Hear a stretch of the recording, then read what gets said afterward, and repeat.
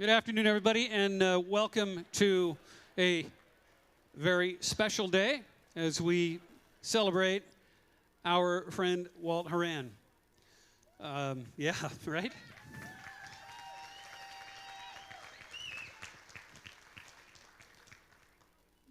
We're all going to, I think most everybody will laugh and everybody will cry today, and that's all right. It's a pretty friendly crowd for all that, so if you have a chance to speak at some point today, and we sure hope you do, don't feel bad about that. This is the day to let it all hang out for a guy that always did for his friends, right? There are a number of things that are really special today and also moving forward. We're going to remember Walt today, all of us right here, but moving forward, there are a number of things that several people have contributed to that are very, very special. And I did want to, number one, talk about Malaga Springs Winery. You may have heard that this is happening. They are dedicating this year's bottling of their whiskey barrels into Walt. It'll be called the WBZ WFH to commemorate Walt, and the release date is coming soon, so you can watch for more details. I want to go back over that. WBZ WFH. That's a mouthful. It only needs WTF to go with it. Okay, now listen, sometime through the day today, be sure that you sign the guest book. That's something that the family has asked that you do. And also, when you have a chance to do so, please check in at the selfie booth, get a picture, and then the family would also maybe like you to share that at some point. You can get on Walt's Facebook page and share that photo. That'll be also something that you can give back today for their memories going forward. I want to tell you about a business that Walt and Justin worked with called Odd Connects.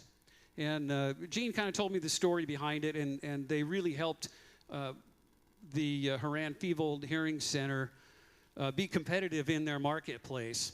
They're a buying team, but what they have done more importantly is established the Walt and Gene Horan Scholarship Fund. Students that are interested in the field of hearing and speech can apply for this scholarship at Walt's alma mater. Go Cougs, that's right, WSU. But wait, there's more, and I'll tell you more about it here in just a little bit. First, would like you to did I say thanks to Chrissy Port? Chrissy set up the photo booth back here, so thank you, Chrissy, for doing that. I'd like to have you take a look at the screens now, and I think you're going to enjoy the video that Kelly's going to help out, and Gene's longtime friend has put together. So enjoy.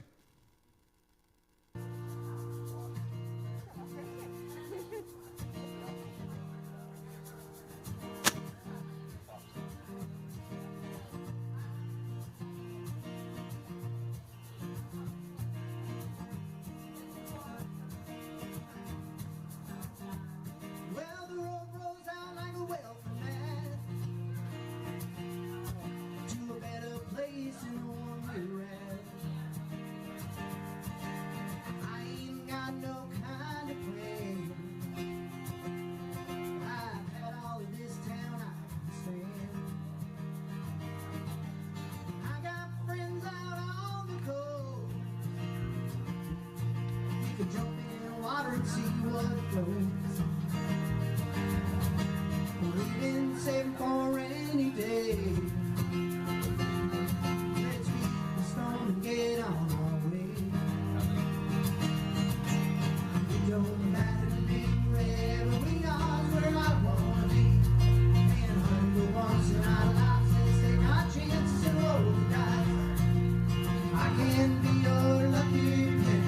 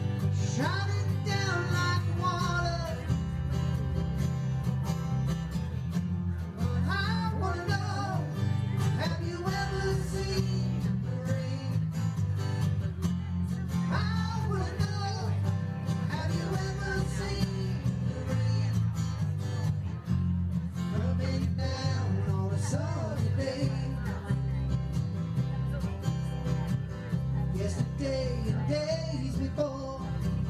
Sun is cold and rain is hard, and I know been that way for all my time.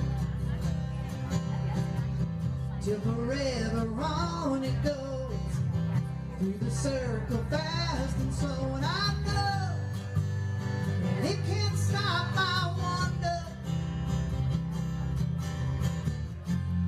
I wanna know, have you ever seen the rain? I wanna know, have you ever seen the rain? Coming down on a sunny day. I wanna know, have you ever seen the rain? I wanna know, have you ever seen the rain? Coming down on a sunny day.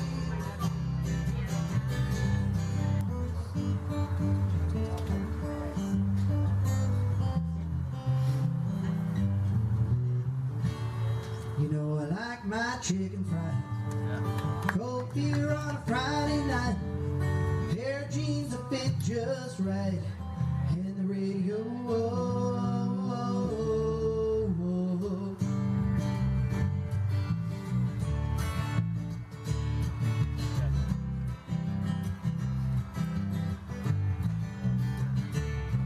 I was raised up beneath the shade of a Georgia pine, and that's home, you know. Sweet tea, pecan pie, homemade wine, where the peaches grow. My house, it's not much to talk about, but it's filled with love that's grown in a southern ground, and a little bit of chicken fried, cold beer on a Friday night, pair of jeans that fit just right, and radio, like seeing the sunrise, see the love in a woman's eyes, feel the touch of a precious child, no mother's love. Well, it's funny how it's the little things in life that mean the most. Where you live, what you drive, or the price tag on your clothes. There's no dollar sign on a piece of mind, this I've come to know. So if you agree, have a drink with me, raising glasses for a toast. Cheers, guys, to a little bit of chicken fried, cold beer on a Friday night, pair of jeans that fit just right, and the radio, like seeing the sunrise, see the love in my woman's eyes, feel the touch of a precious child, no mother's love.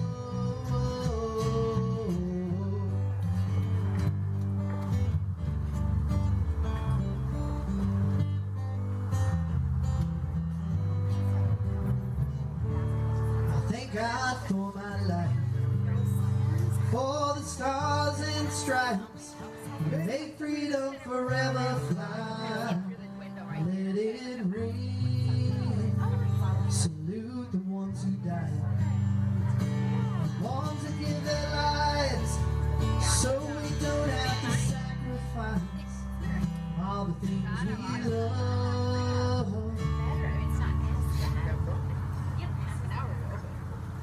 Like our chicken fried, cold beer on a Friday night, pair of jeans that fit just right, and the radio,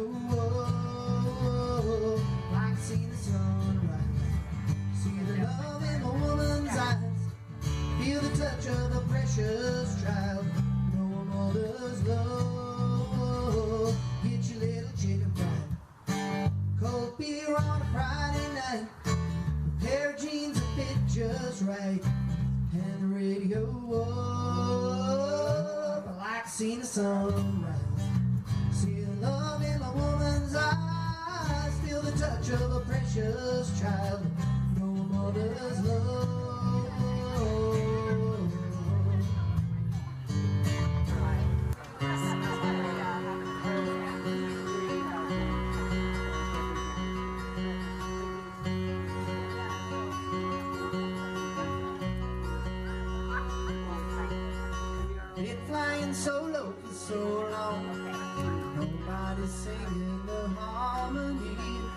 there, just me and my shadow.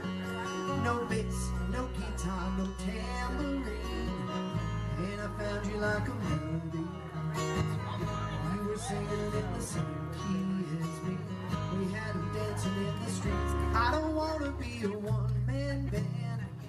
I don't want to be a rolling stone alone, putting miles on a rundown van. Baby, we can take a road show on the road. I lay down the beat, you carry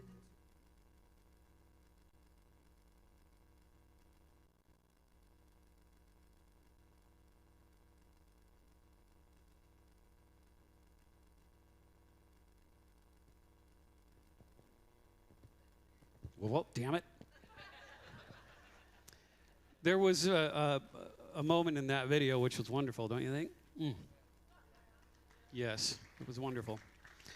It was one of my favorite moments when we would do a gig, Walt sang it, and number one, before I even go anywhere with that, wasn't that good to hear him?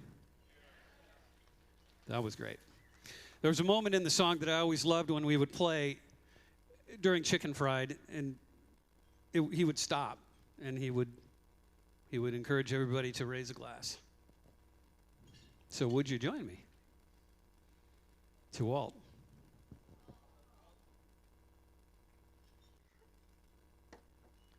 I mentioned this earlier. There's a number of very special things today and moving forward that are going to really celebrate Walt and who he was, and Gene and Walt together. Horan Estates Winery is created and will fund a new Wenatchee Valley Community College scholarship with proceeds from the Cab Franc that they have started in Walt's name. There it is. How about that? Yeah.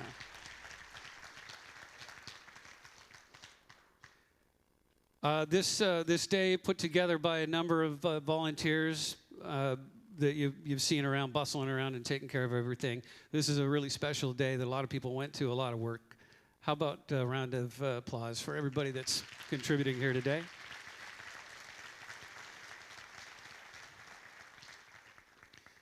I would encourage you later, if you would, to set aside any shyness, because that was not Walt. He was not going to be shy, so we're going to ask that you share some memories, funny story, whatever it is about Walt that you recall and would like to share. We would love to hear that from you a little later. My name is Brent, and if we haven't met before, I was a friend of Walt and Gene's, and I'm just completely honored to contribute today. So thank you, Gene, for that. If ever there was somebody to celebrate, this is as good as it gets. So please share your special stories about this special man here in just a little bit. Walter, Walder, Wally, Walty, Dub, Diva, and Maui Walt. There were a lot of names that Walt would answer to, and I bet there's a good chance that he had multiple names for you, too. Some of them could be quite colorful. My friendship with Walt was a little different than a lot of you here. We would laugh at times about how it was possible that we didn't meet until 2020. We have so many of you friends in common. If we were together somewhere and you walked in and struck up a conversation, you knew both of us. And we would visit like the friends that we are. And when you left, Walt and I would look at each other and wonder how we hadn't met decades before. Now, we did once trace ourselves to crossing paths in about 1990 at Derek Pete's place. But it wasn't until the world was introduced to social distancing that our friendship started. Al Rookert and I had talked about getting together to jam sometime, and when we finally put it together, Al said that another friend would be joining us, Dr. Walt Horan. More on that in a moment. So we met at Al's place on a beautiful afternoon, and for good measure, because of social distancing, I think we sat about 12 feet apart rather than 6, just to make sure we were within the guidelines. And we played a wide range of music that day, and I noted among the songs that we played, there was one in particular that seemed to make Walt hit another gear. And I could tell it resonated with him. So after we finished, I asked him a little bit about it and what it meant to him. I kind of like to hear stories behind songs and things that mean something to somebody. And he described hearing it as a kid, and he went on to talk more about how his dad had shaped a lot of his tastes in music. When he shared some other artists that were on his playlist as a child, it was very moving, actually. I loved the way that he told this story.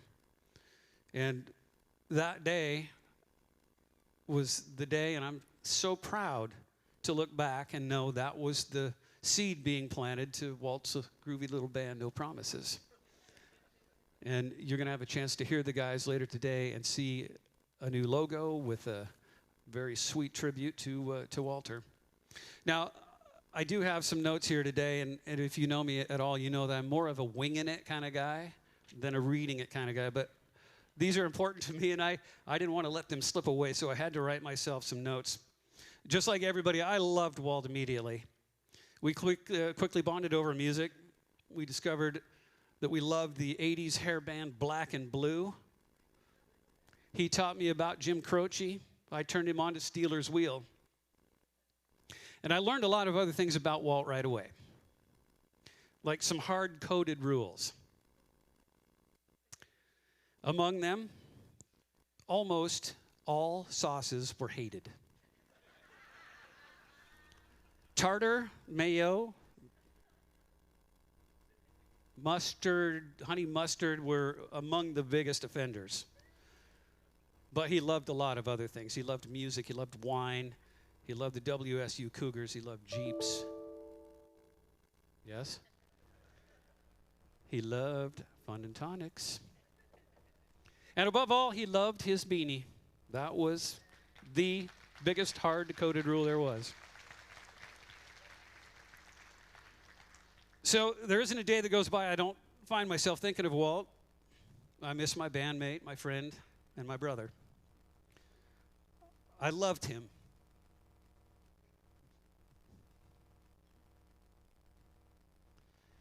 And I'm so glad I got to have him. Now, I love sharing and hearing funny stories about Walt. And there's no shortage, as you know. I'd like to tell a couple of them that have special meaning to me. Like any brothers, we loved giving each other a good-natured bad time. He often reminded me that I'm not really a musician. I'm an effing drummer. And I took my turns on him, too. You remember this? Dr. Walt Horan. I love to refer to him that way. I, one day at lunch, was home making a sandwich, and it was a tuna fish sandwich. I was feeding the dog, and as it would have it, this actually happened. I was making the sandwich. Tuna fish requires what? Mayonnaise. Mayonnaise. I picked up my phone and I called Walt for the second time.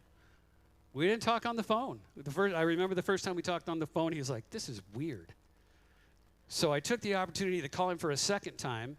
He picked up the phone and he said, not hello, "Is everything okay?" I said, "Walt, yes, it's fine. I just got home, I'm having lunch, and I just thought of you." He's like, "Why? What happened?" I said, "Well, I was making a tuna fish sandwich, and I dropped a big glob of mayonnaise on the back of my hand, and I licked it off." I'm not sure that he forgave me for that. I heard about it a lot.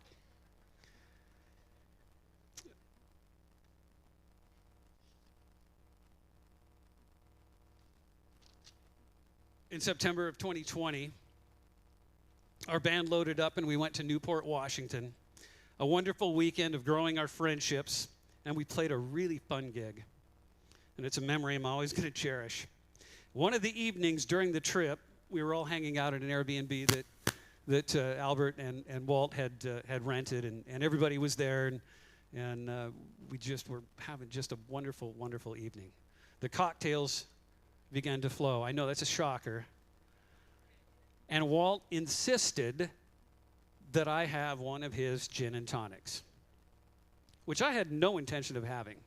I had not put gin over my mouth or through my lips since my 21st birthday. I thought it was the worst alcohol I'd ever tasted. Everybody in here has one of those. Most people are going to say it's tequila. But for me, it was gin. And hell no, I was not having a gin and tonic. He was relentless. He was not going to take no. So finally, I agreed, look, if I sip it, you have to finish it. That's as far as I'm going. He agreed to that. Damn it, he was right. It was really good. Today, the gin and tonic is one of my go-to cocktails. So, thank you, Walt.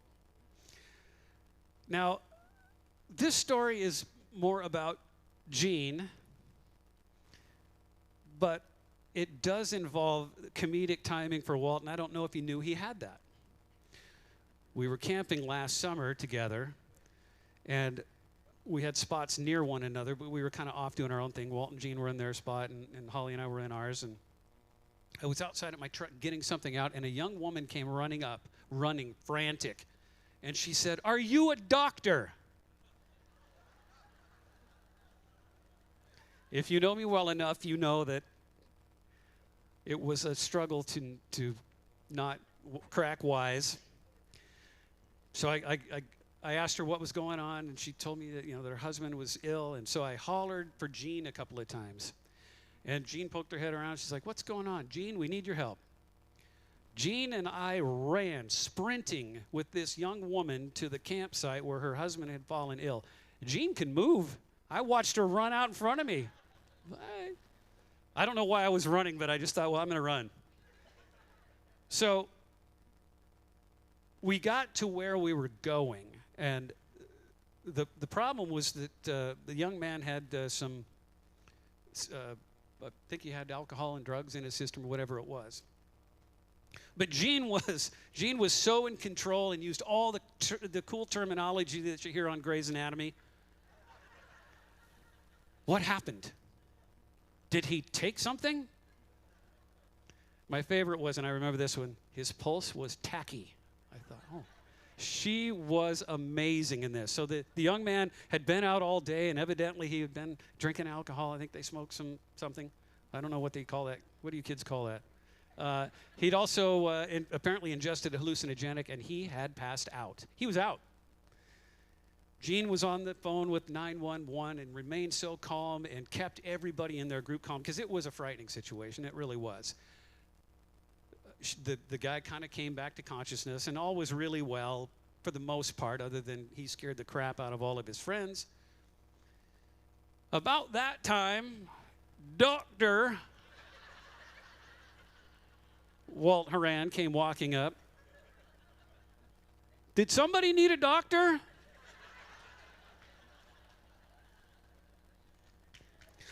Yeah.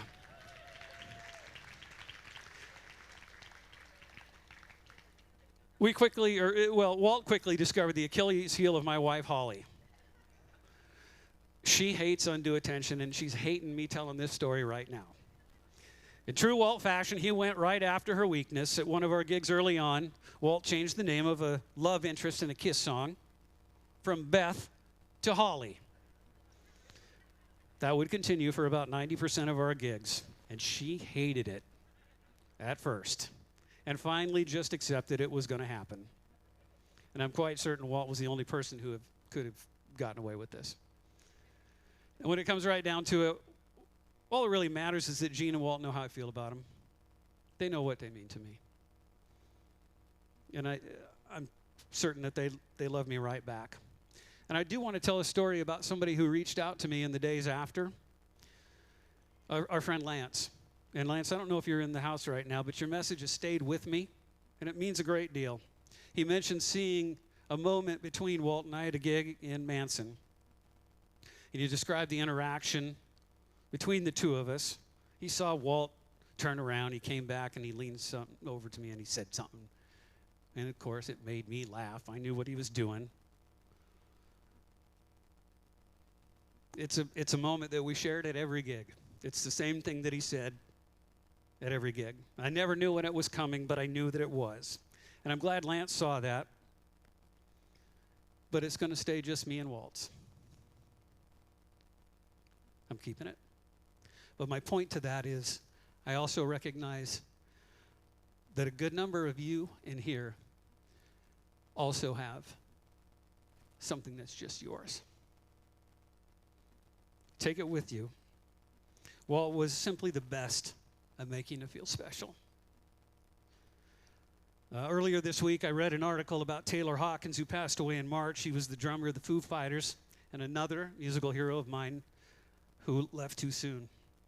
And a quote from one of Taylor's friends has resonated this week with me especially. The best people, sometimes they just burn bright and extra hard. And I think that's fair to say about Walter. Now, Walt has a crazy big family, no question about that. I saw a couple of pictures. You've all seen it. And one of the greatest things that has happened since October is I've gotten to meet a bunch of the Willises, a bunch of the elders, and it was awesome. Thank you to the family. It's not a mistake that Gene is the bee's knees. That kind of runs deep in this family. Look, Walt's got a sister, half-sisters, a brother, a half-brother, cousins, nieces, nephews, and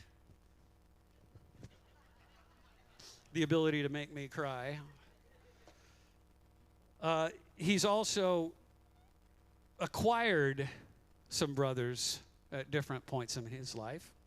And I'd like to introduce you to one, Al Ruckert.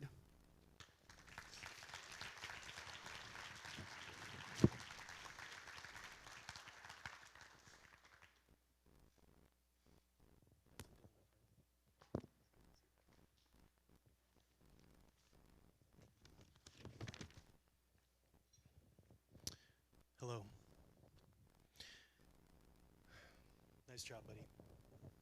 So Brent talked about the many names of Walt. Walt, Wally, Walter, Doctor, the list goes on. But something that I kind of realized is what you call him, in a lot of ways, maybe was determined by what point in his life you met him. Derek Pete, Wally, right? College, Walt. Recently, Dr. Walter. You see, we all here have something in common. We understand and know Walt to be our good friend. Any excursion with this guy, be it Home Depot, Safeway, a trinket store in Jerome, Arizona, was assured an encounter with some friend that he knew, or at least a fellow Coug. Always, I mean always. Always a go Coug. Walt so touched this valley and state that you have heard about his many tributes. The wine at Malaga Springs, Horan Winery.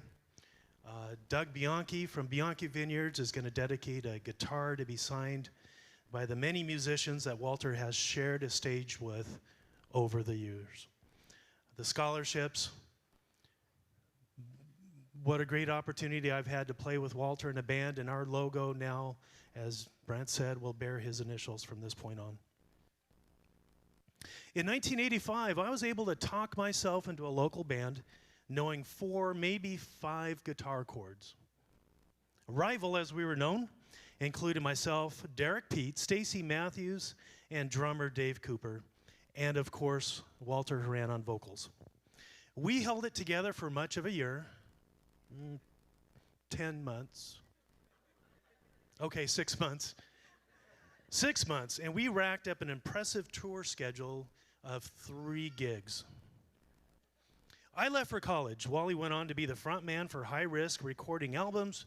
He toured the region, playing in front of thousands of people and living that dream. Fast forward a few years and actually a few decades.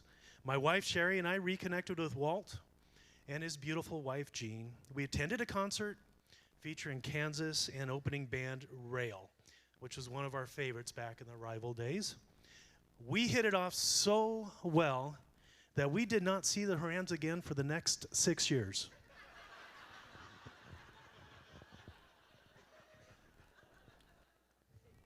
That hurts a little. We later formed a friendship that will be cherished for as many days as I have left. We drank together. We traveled together, drank wine, snowshoed, drank wine, paddleboarded, drank wine.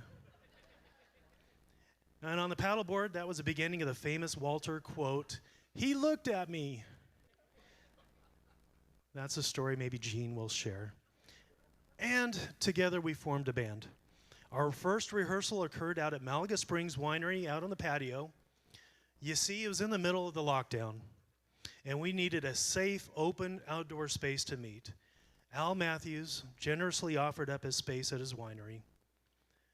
Arriving to set up my amp, it became apparent there was more to the plan. There was me, Walt, 22 neighbors that apparently got wind that there'd be live music. And you couldn't buy tennis shoes during this time. Not only was there a crowd, Kathy Matthews expressed her generosity as host, as always, by passing around plates of food and a big bowl of popcorn. But there started no promises. Our band was gaining a great following and quickly became a project dear to both of us and everybody in the band. Wally was once again the front man on stage, and he could not stop singing. It got so bad or good that I would toss my guitar in the trunk whenever we were to meet up with the Horans, just in case. Impromptu sessions occurred just about anywhere and often. Norwood Wine Bar, Malaga Springs, Bianchi Vineyards, on the sidewalk of Wenatchee Avenue. And we even did a little mini concert in a saloon in Tombstone, Arizona. And I believe many of you have seen that too. I just came to see the joy that Walt expressed behind a microphone. We all see it. We all saw it. That guy meant to be a performer. And I truly thank God I got to be a part of it. To Walter Horan.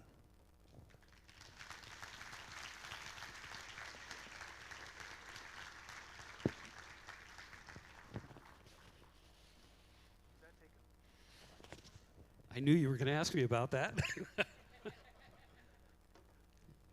Well, we talked a little bit about the brothers that Walt acquired, and there were a lot of them. And let's have Virgil come up.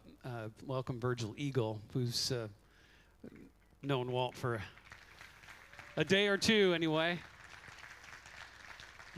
And I'm taking this with me because this is the guy I'd be really worried about leaving my drink for.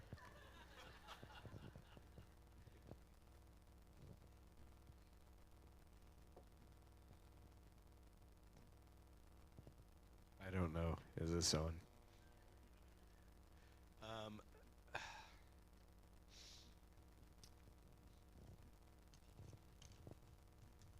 So as I say, I didn't know what I was going to say.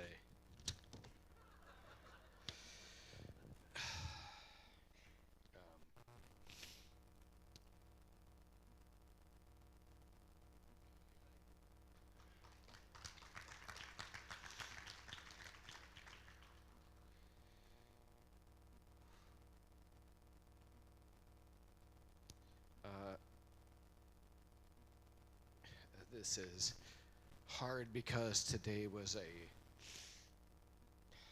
1-year anniversary to where we were actually drinking wine in Walla Walla today with Walt and Gene.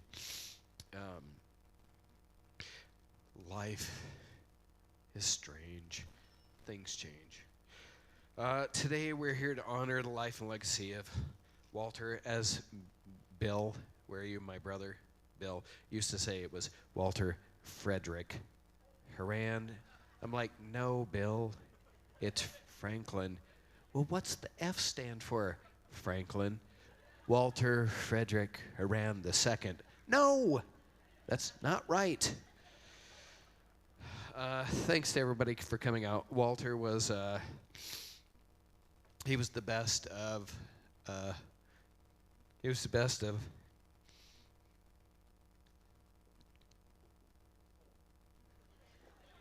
That's good. He was the best of all of us.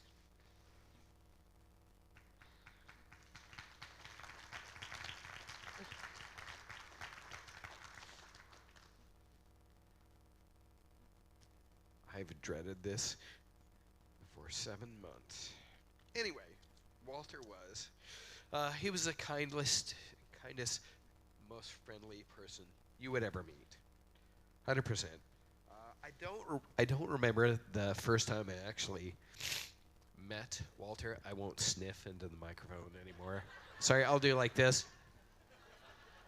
How's that? So anyway, that's not important. What I will remember is, I remember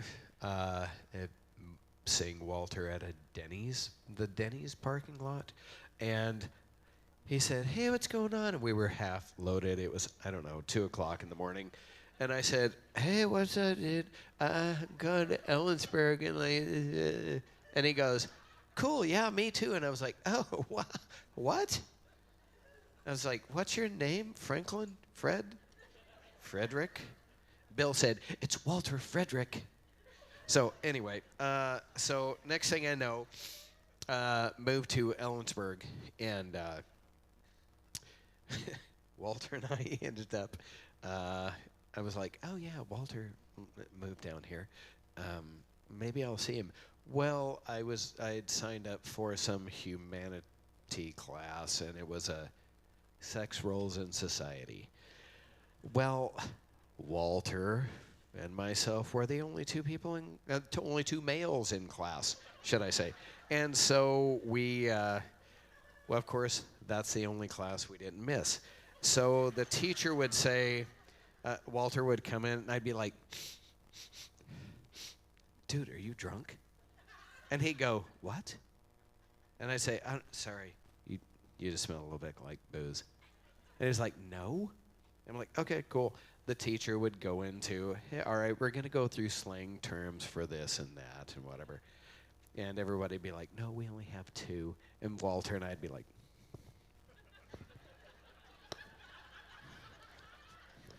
and we'd be looking at each other, "Oh, yeah, what about this? Oh, yeah? How about that?" Walter had a way of making everybody feel important. No matter who you were in his life, he made you feel like you were his best friend. Always. Anybody. Everybody says,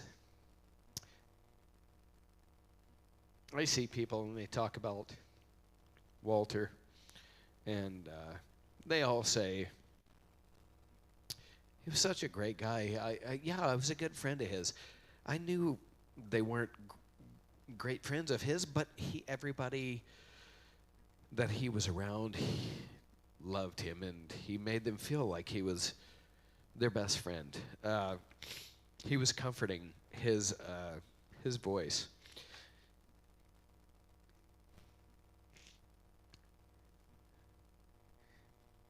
which of course was, see, I told you I wasn't going to go in there. His voice was his instrument. He was,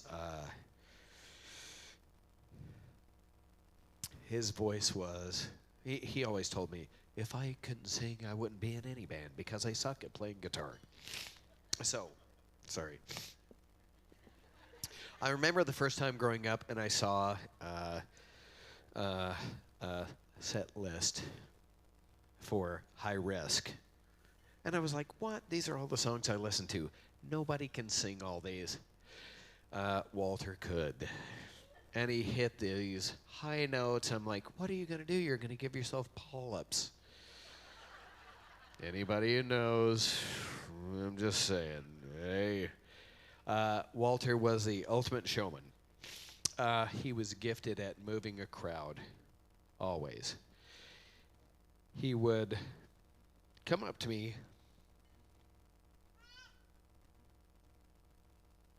Agreed. He would come up to me and he would always say,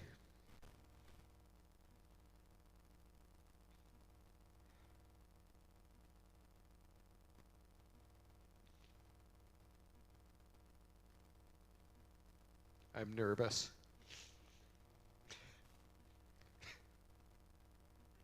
And I would say, why? That's crazy. Why are you nervous? And so he'd always say, you have to sing too. You have to sing too. And I'm like, I know, I will. I know, I will. So we would play at parties, slightly inebriated at times, growing up through college and what have you. And he would always look over at me. And it made me feel important to him, which was something super important to me, because if he had been singing quite a bit, I would try and pump his vocals. I couldn't do anything near as good as Walt could, but I would be singing behind him, and that's what I always tried to do. Walter was always successful. His work ethic, as anybody who knew him, was massive. I would come home on the weekends when we went to school in Ellensburg, and he used to just drive me frickin' crazy. He was up early in the morning, always have coffee ready.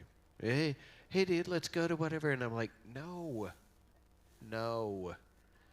So he worked hard. He was always a hard worker. I won't tell the story. I said something to Danny earlier, his brother, about animal husbandry when we were in Entiat, but Walter was always everybody's biggest cheerleader, especially me.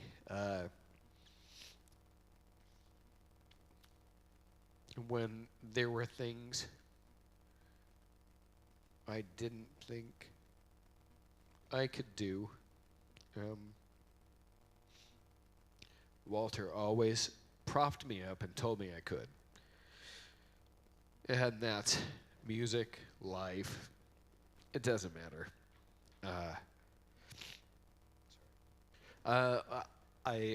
My favorite thing is everybody has Walter stories. I probably have more than most.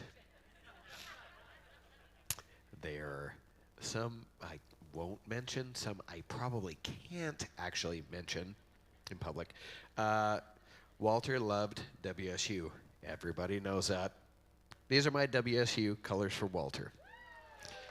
Walter always got a kick out of me wearing a kilt. I was with Walter one time, and I had a purple kilt on, and I said, hey, what do you think? And he just looked at me and went,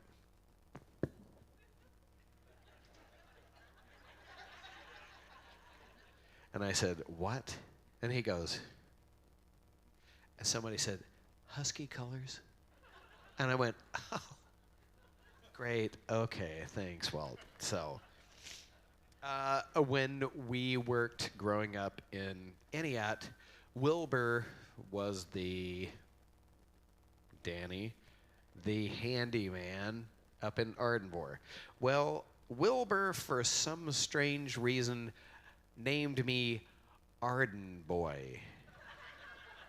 I don't know what that meant, what it was, why he would say, who are you, Arden Boy? And I'm like, what the hell is that? Well, so that only stuck for like 35 to 40 years. Walter, up until, called me Arden Boy. He had many nicknames for me. One of them was Hey. Well, yes. Yes, that one. Or, so, my name is Virgil. I'm named after my uncle who, growing up, I had another name. I'd be like, hey. Anyway, Walter, like, hey, your name is the same thing as your uncle that you. Anyway, I'm just kind of rambling. Anyway, I was always protective of Walter. Walter, every once in a while, Walter liked to have a good time. Everybody knows that. When Walter would have a smidge too much, he would get very quiet. And I would look over and I'd say, are you okay? And so Walter would go,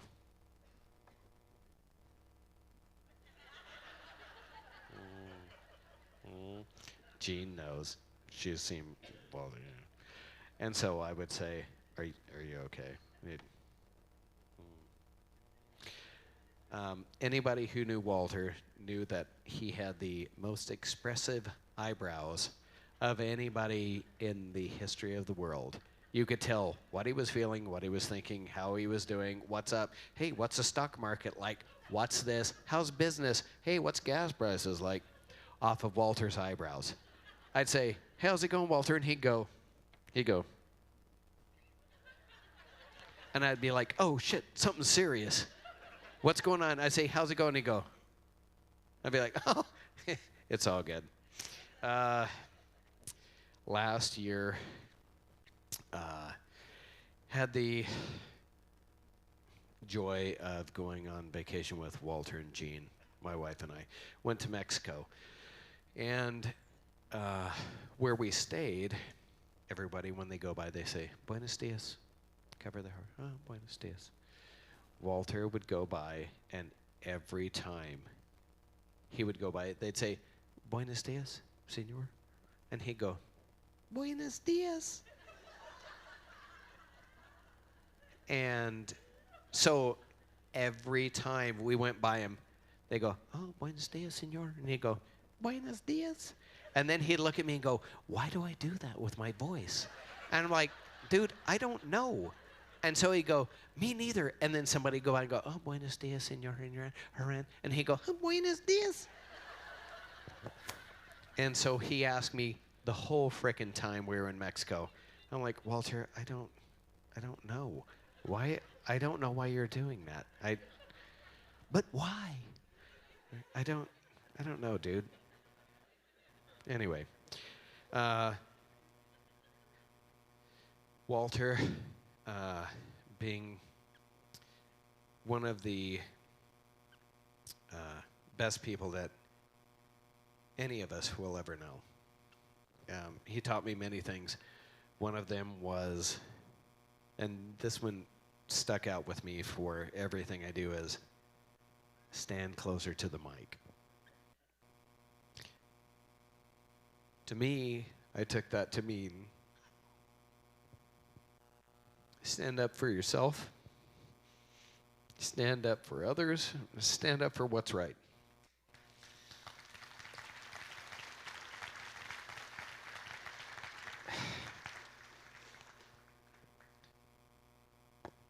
Whether it be stealing the muffler man after we were drunk one night in Ellensburg with Robbie, and we wake up in the morning and the muffler men are like this, standing over a bed, and we're like, what's going on? To just being able to talk to Walter, and we are all saddened by the loss of our friend. Walter would always say, love you, buddy, whenever we'd go do something. He'd give me a hug. Love you, buddy. And I would always say, I know. I know, dude. I know. Thank God.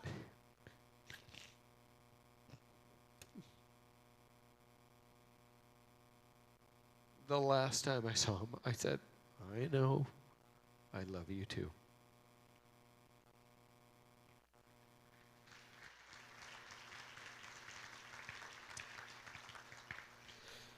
But we are all heartbroken with the loss of our friend and family member. Psalm 34:18 says, "The Lord is close to the heartbroken. He rescues those whose spirits are crushed." Mine is crushed.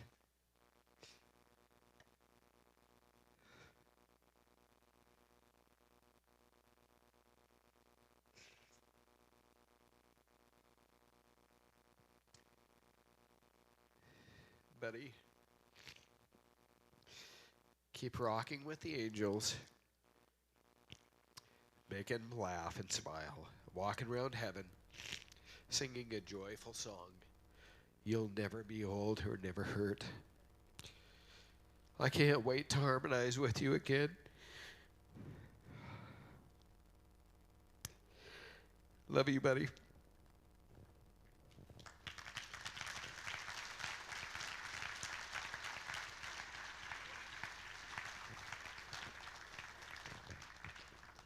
Well, are you going to take those with you? Yeah. I have a little inside information. I happen to know that Walt loved Virgil and Albert very much. And rumor has it he may have had some feelers for Beanie. This is going to be a special moment, and I like to tell Jean over the course of the last few months that she is a rock star to me, how proud I am of her and how strong she is. And she would say, I don't feel strong. And I said, trust me, you are.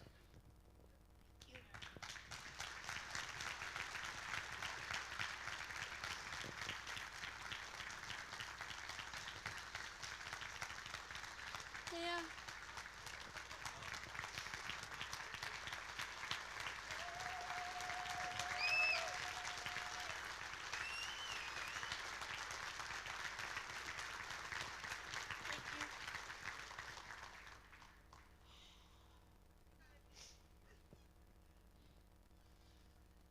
I've never used one of these.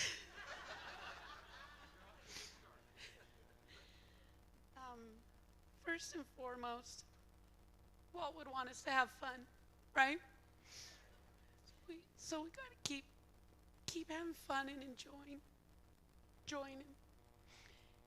I forgot my drink.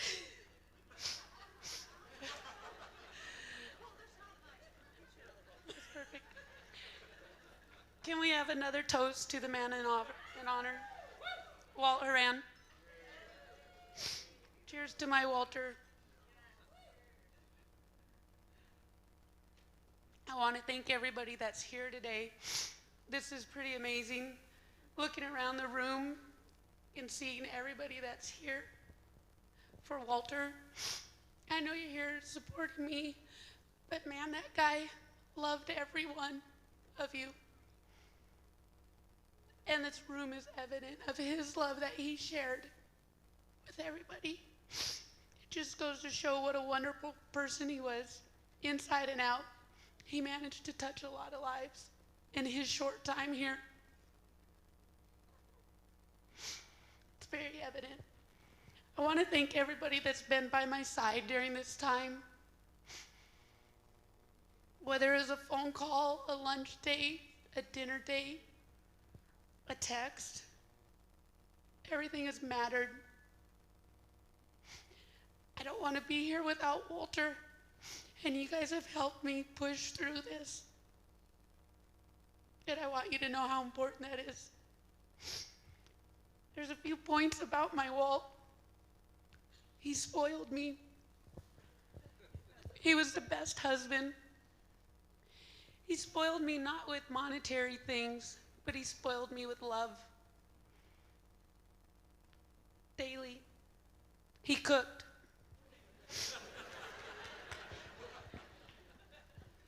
Because he was a picky eater. He cleaned, but that was because he was a neat freak. But he made me coffee every single day and brought it to me, and he spoiled me with the simple things. He was also fun. He was always ready to go, all the time. First one up, last one to bed. Unless you guys are there, then you guys might be the last ones there. Last to bed. He was the definition of compassionate. He would always take the time to help someone out he knew was struggling. He would say to me, if I was struggling, he'd say, Beanie needs a hug. And I usually did. When he saw conflict, he would say, let's just hug it out. Now, mind you, that might have been with a group of dudes jeeping, and somebody had a discussion. And he's like, come on, guys, let's hug it out. But he'd literally always do that, and throughout the years, they got used to it. And sometimes he gave the big old hug. He was a collector and a gatherer of friends. Marty coined that when she helped us write the obituary. She captured him perfectly. He brought people together. He didn't judge, and he didn't hold grudges. He always was smiling and happy. He was a hard worker. He felt that if you did it right the first time, you didn't have to go back and fix it. He carried that mentality with him socially. If you treated people right and you're stand up and you're honest, you didn't have to go back and fix it. He showed me that time and time again. Walter also had great hearing. This isn't good. I mean, it's good, but it's not good. It isn't good if you're across the room and you're talking about him, and all of a sudden you get a Beanie behave. And I was like, what? Doesn't need his own services.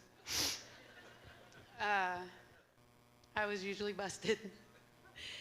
But we were Team Horan, and we were always together, and he literally was my soulmate. He was my best friend. He was a positive person. He lit up the room. That's why everybody's here. There was a sense of calm when he'd show up.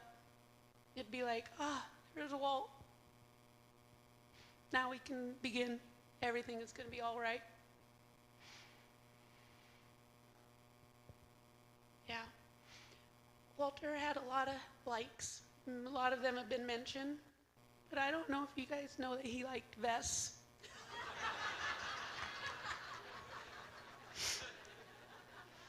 He also liked the Cougs. He liked music of all sorts. He was his happiest when he was singing and performing Lil Maggie.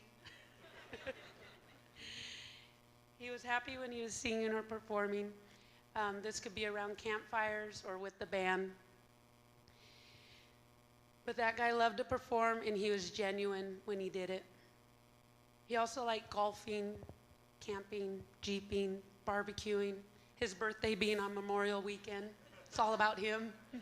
We're all barbecuing. That was the menu, was barbecue for Walt. He liked fishing, not for the catch, but for the company. He liked to crab fish, not for the catch, for the company. Laughing, joking, fun and tonics, IPAs, jokes, family, friendship, me.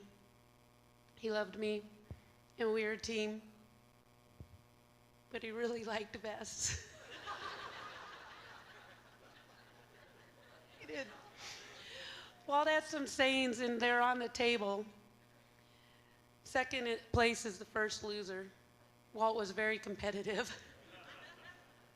This might be a backyard soccer game against younger nephews that are 3 or 5, but he would slide tackle them. He also would say, boom. Lane, you can do it better. There we go. Usually followed by recognize. Recognize. Everyone has a crazy person in their family. If you don't know who it is, it's probably you.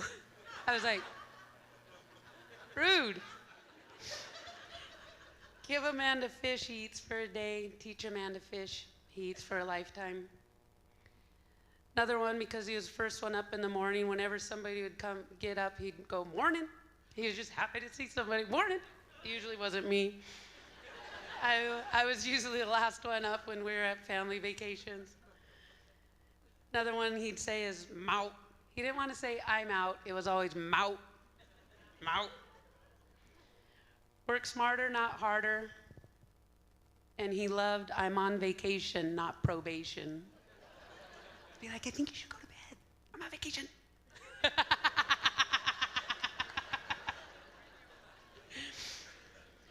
There's some nicknames that Walt had. Obviously, you guys heard them, but he also gave nicknames to people. Some of you might be in the room. Sal Gal, J-Dog, Daniel, Rhino, Miggy, Halls Balls, Benny Boo, Bojo, Precious, Laney Bugs, Cheesy, Rickard, Ass Monkey, Baseball Steve. You're just a keyboarder. Where are you? Where are you, Lippert? Bianchi Donk, Elge, Arden Boy, Effin' Drummer. That one he didn't come up with on his own, but he stole it. There's a Highlander tradition, and in that tradition, they believe that a person's spirit doesn't, earthly spirit doesn't die if you carry something of that person with you. So if there's something about Walt that is special to you, if you could carry it and continue to do it and keep his spirit alive, we will never miss Walter. He will never be forgotten. For me, whenever I'm having trouble, I've been saying, well, what would Walt do? So I'm just trying to do what Walt would do to get through this. Sometimes I say, help me, Walt. And I know he's there. He helps me quite a bit. So please do this. Keep him with you. Keep his spirit going. And it means I just can't stop looking around at everybody that made it here. It means a lot. Thank you.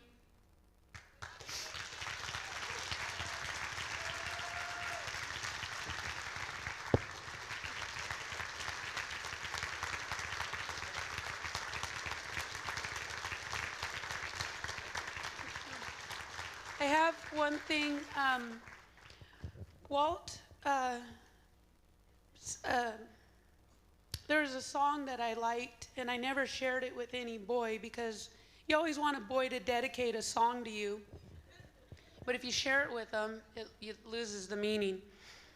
It's like, well, I told you that. You didn't come up with it on your own. But my song was Wonderful Tonight by Eric Clapton.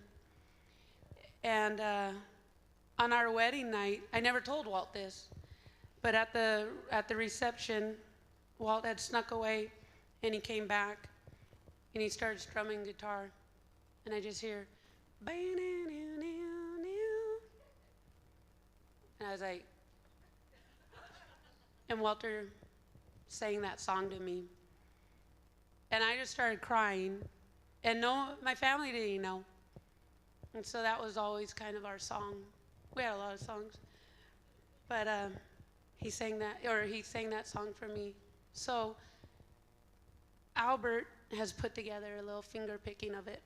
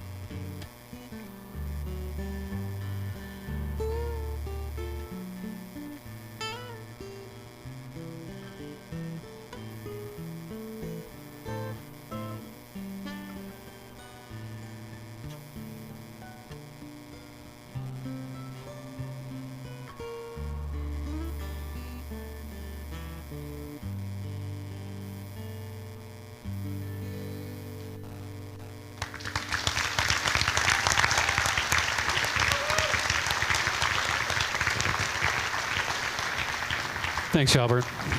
Now, listen, before we ask you to share some of your memories, we want to have you, I think it's audio only, right? A special message from Uncle Hal. I am thankful for the opportunity to say a few words regarding my beloved nephew, Walt. I remember that so many of us mentioned his smile when we were gathering on the internet or on the phone. Beautiful and real, that smile.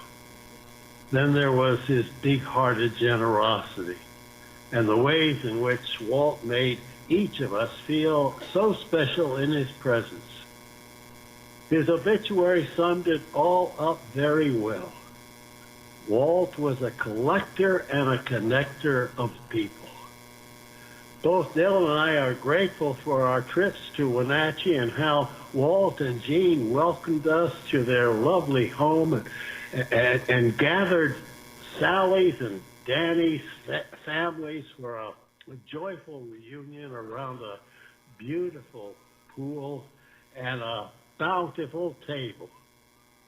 I think of Walt's life as a gift of love to us back here in Virginia, and to you as you share your own remembrances of his well-lived life, so much love, so freely given. In your own beloved community where I was born and in which I spent my first 7 years, now 80 years ago. I'd like to close with this ancient Quaker prayer. Will you pray with me? We give him back to you, dear Lord, who gave him to us. Yet as you did not lose him in giving, we have not lost him by his return. For what is yours is ours always, if we are thine. And life is eternal and love is immortal. And death is only a horizon. And a horizon is nothing more than the limit of our sight. Amen. And God bless you all. How about that? I want to back up just a minute to something that Jean had said, and that is, whatever it is that Walt meant to you, you carry forward. And I'm watching Jean do this speech that I can't imagine how hard it was to do. And I thought, I freaking nailed it. She is a freaking rock star. I was right. You are so strong. I had it the whole way. You're awesome, Jean. Listen, we've got some help along the way here. John's standing over here on this side. Dave is over here. Would you please raise your hand and let us know if you have a story you'd like to share about Walt? Go for it, right there. Hello, hello. Well, Gene was talking about the keyboard player. I'm John. I'm the geek with glasses. That was the last member to join High Risk. You're just the keyboard player. I was just a keyboard player. But Walt would sit there, and his only comeback was, well, keyboard players suck. And I go, well, someday you'll reach puberty.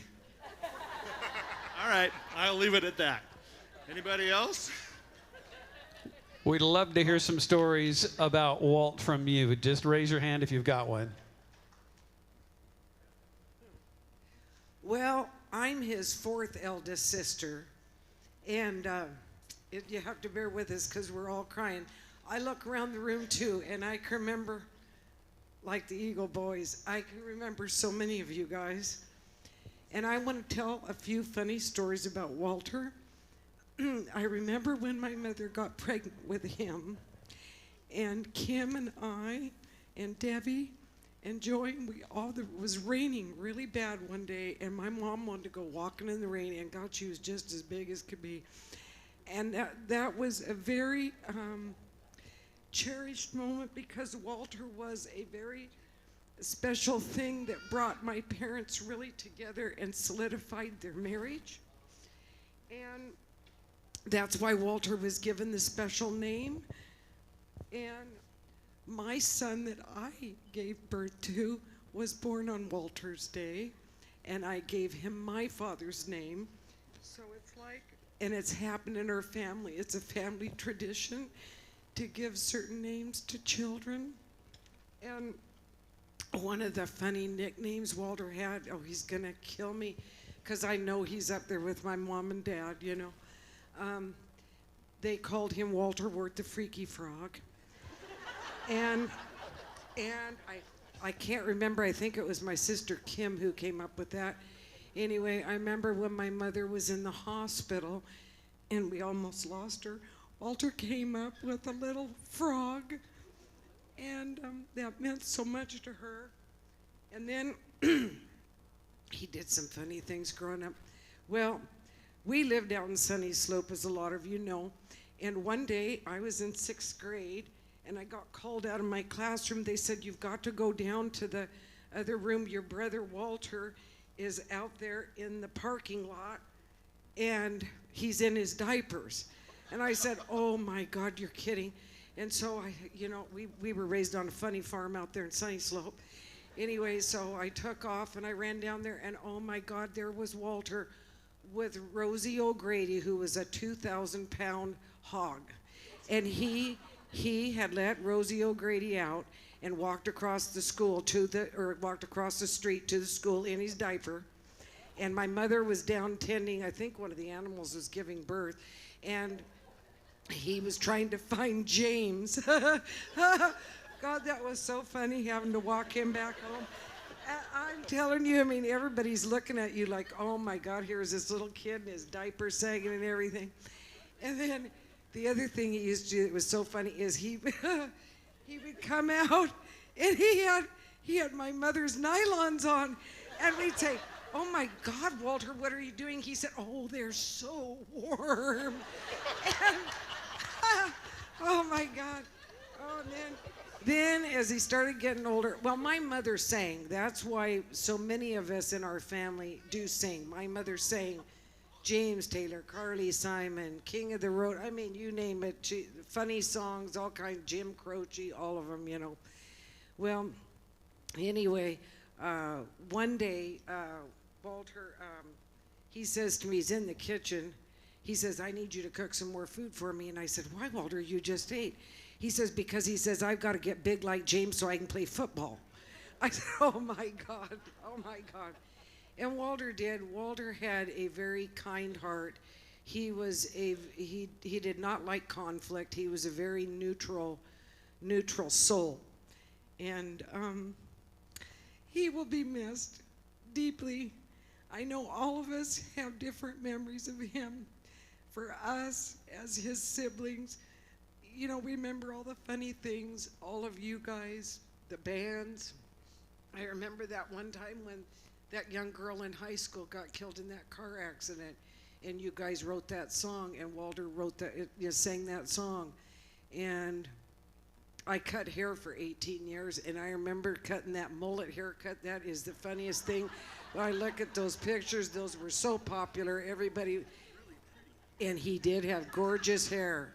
Gene was lucky. He had really nice hair. Anyway, that's all I wanted to say. I just wanted to say on behalf to my brother that we'll always miss and love him. And I'm so sorry. I lost my mother to COVID too, so it's hard in our family because we lost 2 to it. And I'm lucky that I'm alive because I've had it twice. But anyway, that's all I wanted to say. Thank you for all of you for being a part of his life in this crazy family. Thank you. Got a couple more over here.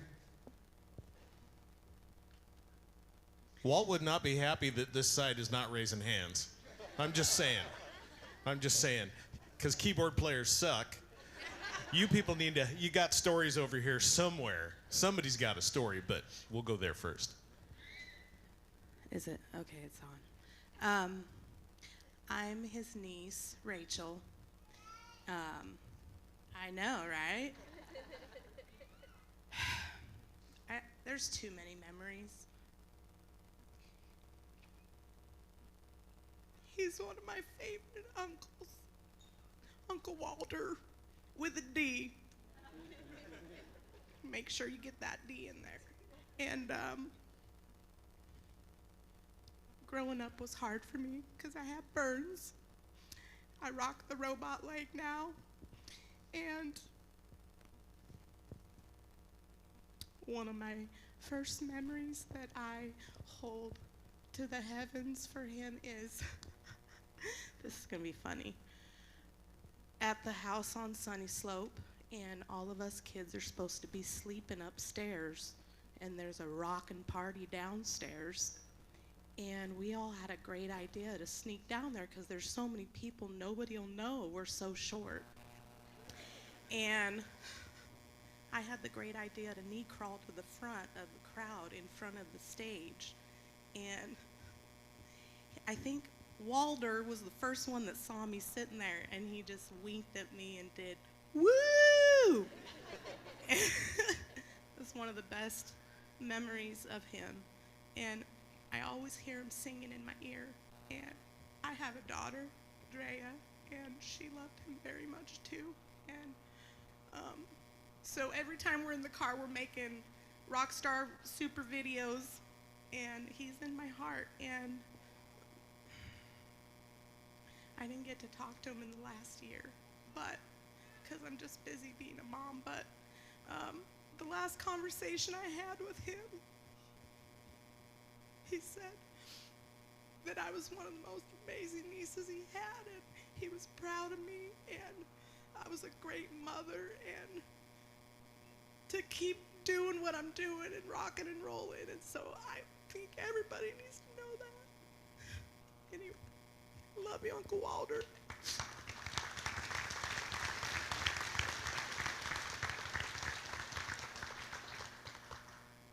My name is Tom Horan. I am Walt's first cousin, and I spent many summers out here working with Walt on the orchard, which is now Confluence State Park. It was hard to drive through there today with all the memories of Walt and I semi-working. You guys have such a weird thing about Walt and I. We skipped work. We slept in the orchard. We went out and hang out by the river. We'd walk the trestle, which we survived. I can't believe we walked across there to get Dusty Burgers. And yes, I know, he stood in my wedding, and he's a neat freak and all that. But you all don't know, at 12 Verna, he was a slob. That kid was a slob. I met him. I was trying to be a cool teenager. Walt had a KISS t-shirt on. That's why I'm wearing the KISS t-shirt, to go to church. And I'm a PK. That was my dad that was talking earlier. I had to wear a suit. I was so envious of him and his tennis shoes and his Dusty Burger stained t-shirts.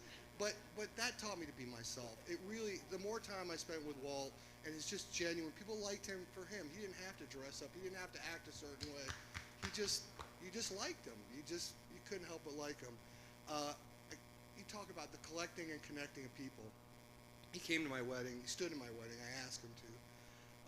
And Danny and Sally came too, and it was just a wonderful time. But a couple months later, maybe years later, I'm talking to my best friend that was also standing at my wedding. He's like, oh yeah, Walt flew out and hung out in Wenatchee for 3 weeks. He's one of my best friends now. And I had no idea that they even connected. I'm also in Illinois. I lived in Illinois for 20 years. I'm sitting on the table with Dr. Cash, and telling him about himself. He's like, yeah, I'm Washington State. I worked in Central Washington. Oh, do you know? He's like, Walt Horan? And I'm like, yeah. And he's like, yeah, I noticed your last name is Walt. I was good friends with Walt. So people even in Illinois, my doctor was friends with Walt. So I miss him a lot. He was, that family, the summers I spent out there, they are my family. They're my brothers and sisters. They're definitely not my cousins. They're my brothers and sisters, and I love them all dearly.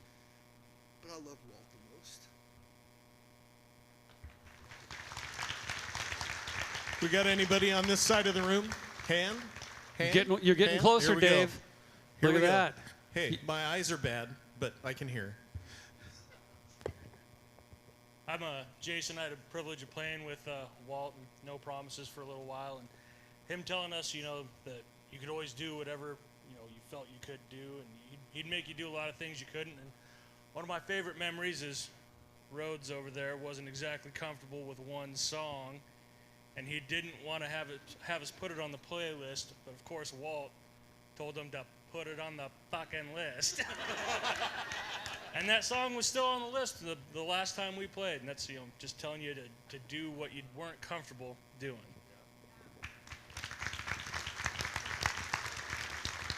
Okay, we got another hand. Well, I hope that I can find the right words. So I'm Danny's oldest son, Oliver. I felt like I should say something because that man just filled every single room he was in with an endless amount of love. And I have to say, I'm usually the type of person that kind of silently observes my family. I don't really make too many connections with the people around me other than just kind of existing there. But I definitely sit and enjoy everybody around me and just watch them interact with each other, watch them love each other. And I think I'll always remember my uncle as someone whose smile just lit the entire room. His laugh bounced off every single wall. If he was in the room, you would know he had such a presence. And as soon as he walked in, everybody was happy. As if he was there, everybody was happy. And I can feel the energy of everybody around me just light up if he's there. And I can still feel him now, so I know he's not gone. But it is weird to be anywhere that he usually would be without him now. But like I said, I can still feel that he's there. And I can still feel that same energy and that same light that he used to carry with him everywhere whenever I'm with my family. I would consider him immediate family to me. He was always around my entire childhood. I swam in his pool when I was a kid. I listened to him hassle BJ and Danny all the time. I would watch him cuss at the rest of the family with each other. They'd just go back and forth, and I'd just be sitting there on the couch But I always really enjoyed watching him interact with his siblings, interact with my cousins. My entire life I've just been watching him spread joy everywhere that he goes. And everybody that knew him, you could tell that they knew that they were fully loved with his entire heart. And I can't say that I have any specific memories or any specific quotes. I just know that he was always there making me happy. And I think that that's just always how I'm going to remember him. I'm always going to, whenever I think of him, I just think of him smiling. Just think of his, bright, happy, smile, and he puts it on you, and you are the only person that exists. And that is, I'm never, ever going to forget that about him. I'm going to carry him with me for the rest of my life. I want to be the type of man that he was. And, creating myself as one, I couldn't find a better example than my Uncle Walt. And I guess that's all I really wanted to say. Thank you.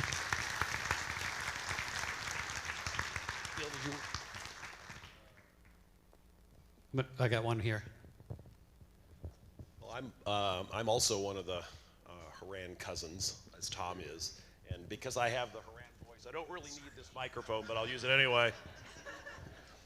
So I first met Walt, and kind of to give you a little bit of a family perspective here, because there's a lot of our family here, and we've got, I think it was Al who said, we've just got a big ass family. It's just as simple as that. Walt and Sally, who are our grandparents, had, I think, by my count, I think they had 5 children, and those 5 children had 22 children. And then when you start adding all of the grandchildren and all of their spouses and all of their children, it blows your brains out. It's just crazy. And a hell of a lot of them are here today as well. And when I was growing up, when I was probably 12, 13 years old, we lived in Bothell. And we used to come and vacation in Wenatchee, where my Uncle Mike lived and my grandmother lived. And that was when I really got to know all of my Uncle Mike's family. My Uncle Mike was my favorite uncle. He was also my dad's favorite brother.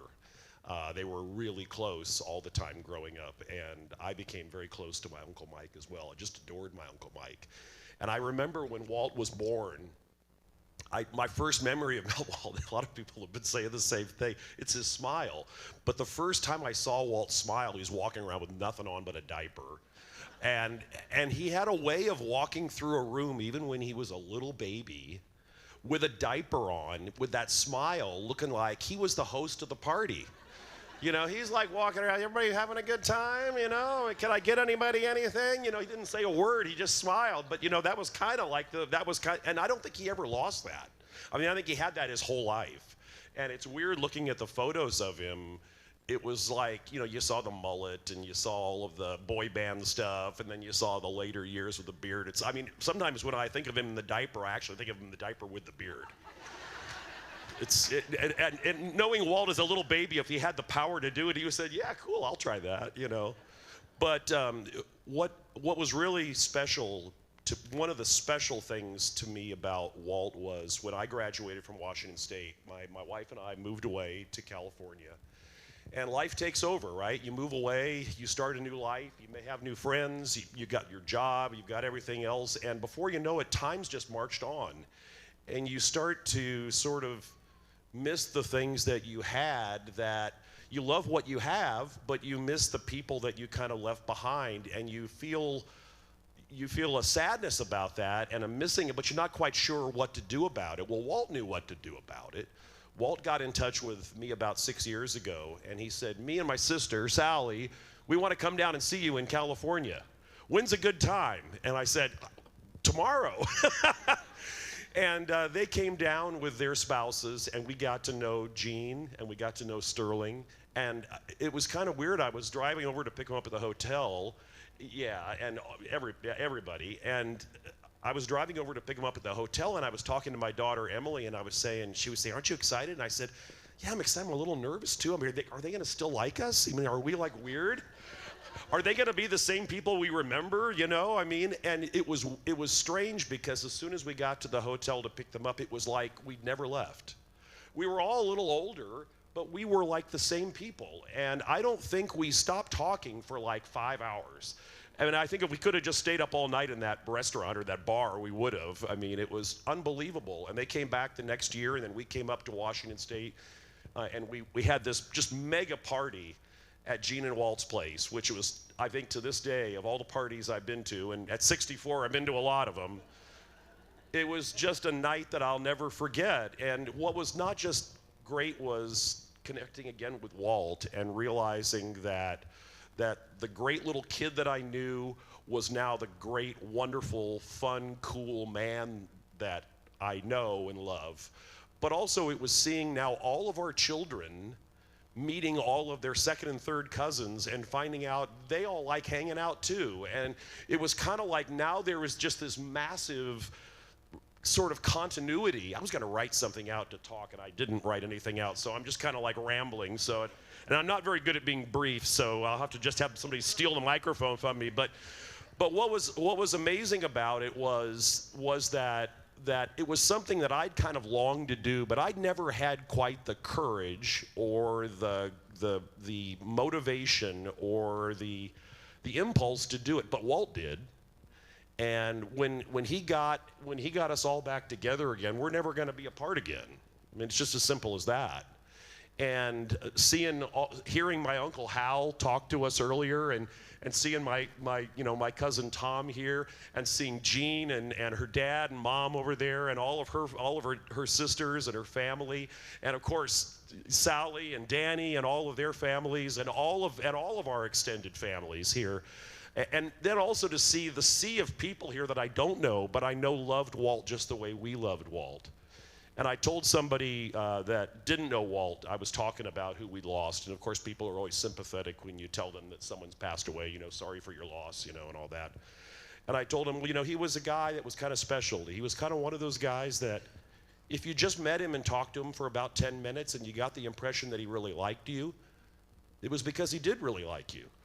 And if you really got to know him pretty well and you thought, well, I kind of feel like he's my best friend, you know, he was your best friend.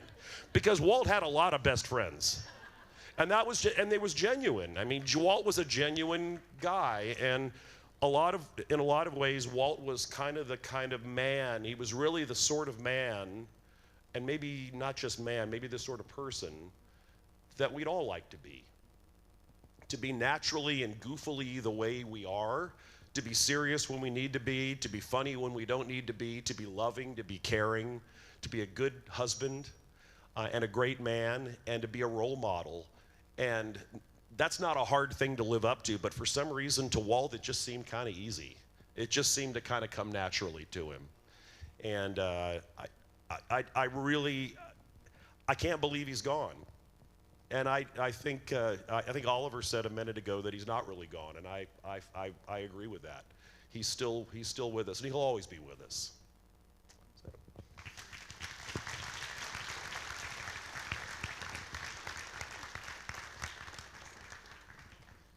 Okay, I just wanted to say I've seen Walter in a diaper many times. No, I'm just kidding. I won't be. I was up there talking. I'm not going to take them too much.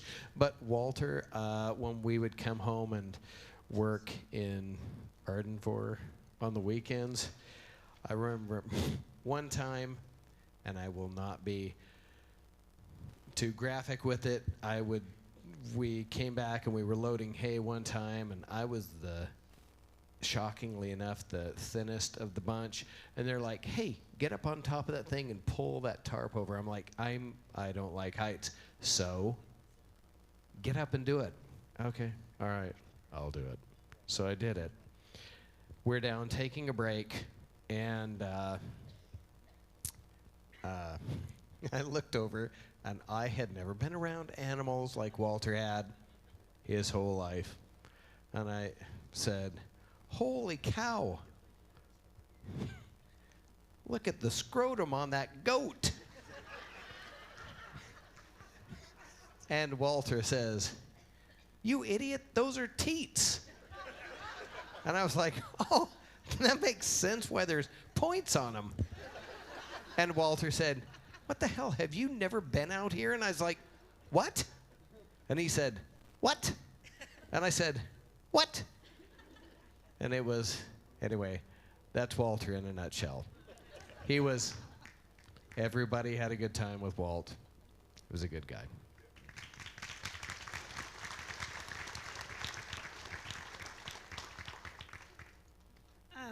I've known the Horan family for quite a few years. My dad managed the Horan orchard forever. So when you said that story, Walter worked for my dad out in the orchard along with him for a few summers. And when you talk about the railroad trestle and stuff, I think it's a guy thing, because us girls never could do that. But yeah, the guys do it. I just wanted to say, it's kind of a little funny story, maybe. But in the summertime, when Walter did that, he was also in the 80s when he was doing the band. So he would sing in the orchard to my dad. He would practice out there, and my dad thought that was pretty cool, because he thought it was cool that Walter would do that. And he did have that long, funky hairstyle. But none of us kids could ever do that, because it just wouldn't happen. But he thought it was my dad thought it was cool. He'd come home and tell us about it every night. But he was pretty cool. I thought Walter was actually a pretty cool guy. And the last time I saw Walter was this summer. Actually, I saw Walter and Sally at the Waterville Fair. I just found out about the No Promises band. I wanted to take my mom so that she could hear Walter sing. And then I found out about the COVID with Walter, and I just couldn't believe it. But anyway, I guess we'll have to go hear him play some other time, but maybe the new band. But I'm just sickened over it. I'm sorry, Gene, Sally. You guys, everybody, the whole family. All right, I think we're going to do maybe one or two more, and then we have other business to get on to. Anybody want to go real quick? I'm another one of Uncle Walter's nieces. He's got a few. And I wrote something for him, so. My Uncle Walter was the man, and each moment with him was like the first breath you'd taken in a while. He showed his love with a heat and a fire that still burns to this day. In a crowd, gravity seemed to direct its pull towards him, and throughout my life, he wasn't shy in trying to embarrass me. But try as he might, I just thought he was the coolest uncle. I mean, when I found out he was in a band, my uncle's a badass meter broke its capacity. There's no competition. I hope it's not rude of me to say that I see your face and every double middle finger's held up. Or that your clever curse words and phrases are among my favorites. To me, you were the image of an adult full of youth and had the tenacity to prove that you're worthy of rich love and good fortune. You've kept everyone sane down here and safe and given unyielding amounts of grace and faith. Hell, if anybody's doing great up there, I just know it's you. I think I speak for everyone when I say that we owe a great deal of thanks to you in your beautiful wake. You've accomplished something great in each member of the community you helped raise. It's not a wonder there's a room full of people that hope to share in the honor of your name. You're an example to look up to, a hero to be paid in the highest respects at our table, a golden boy, if you will, through and through. Being a part of your life, love, and family is a blessing I could never repay, and I'll try my hardest to live a life you'd be proud of. P.S. I'll miss your fiery, smart assitude, most of all, and yes, I just made that word up for you. And thank you for all the soccer games, track meets, and for making it to my graduation. I'll always want more time with you, though my heart couldn't be fuller of your life lessons. And to be one of the many kids you guys raised. Thanks for making me feel so special and so lucky to be loved by you. Cheers to the champ himself.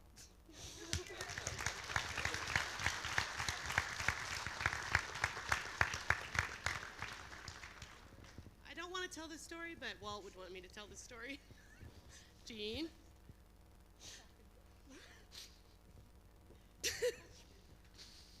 It's hard because when you have good people around you, life is good, really good.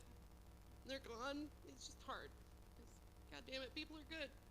We surround ourselves with good people.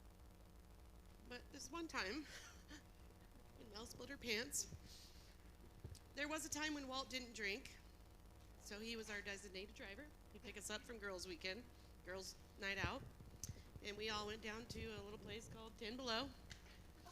And if you're a mom, you know when you get out, you act a little crazy.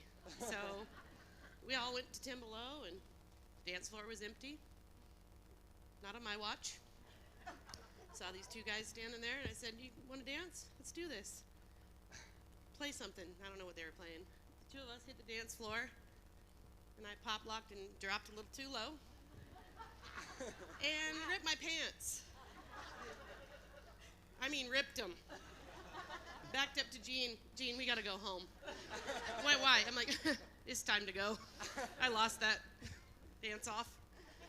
Call Walt. So Walt shows up. We all get in the car. "How bad can it be, Mel?" I'm like, "Well." And he starts laughing so hard. He cannot speak. He's crying. I'm like, "It's bad. I need to go home, Walt." So he's just crying, laughing. I think we might have stopped at Taco Bell or something. And then we had to help our friend get in. I think it was snowing. So we got headlights on us, trying to get our friend Aaron into the house. I'm falling, pants everywhere. I look back, and he's just sobbing, crying, laughing. And the best part of the story is, in my professional life, if I ever met anybody that had Dr. Walter. "So you know Walt?" "Yeah, I do. He's a good friend of mine." "He said to ask you about a story." We haven't got there yet. I'm professional. So that's my story, and I know he'd be happy right. I'd stay. All right, we Cheers, have Walter. one more. Cool. All right, thanks, guys. My name's Lynn. Uncle Walter was my uncle, and I'm his nephew. And when I think about what to say, I really just want everybody to know the type of man he was and how you can be a little bit more of that, a lot more of that in yourself every day. Because there's no one like him on this entire planet, and there never will be. So I wrote something. as well. And my sister's a rock star. I just have to say that. She killed it. Uncle Walt is a rock star. Every time you saw him, he would stand tall, chest out. His glasses usually on. I don't think he ever left a house or entered another room without like a grin. And when he hugged you, he held you so firm and he let you know that he was there. Every single piece of him was there too.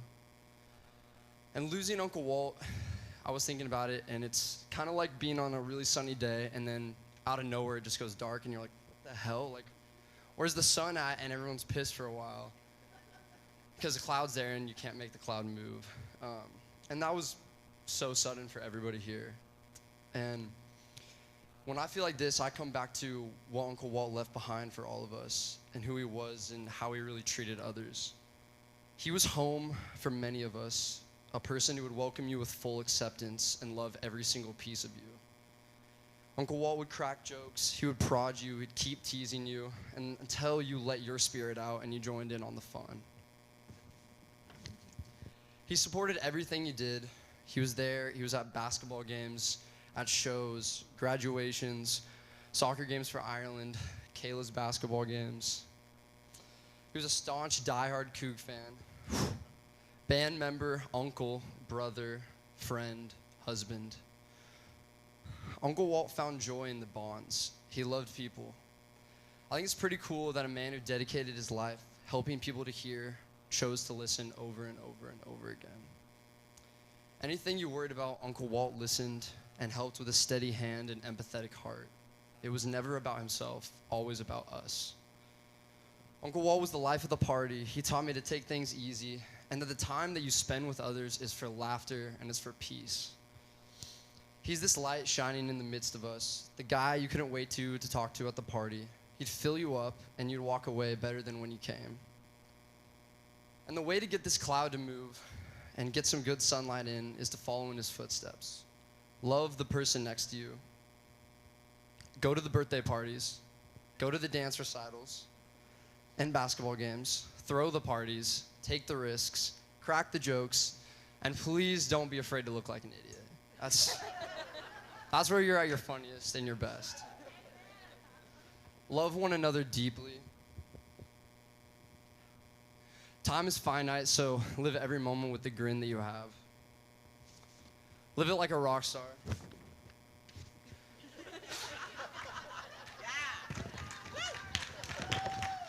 Thank you, Uncle Walt, for giving me family, showing me how to be a man that brings people together. Thanks for protecting and loving your family and friends. And thanks for leaving behind a world that's so full because you were there to touch every single person that you did. I love you.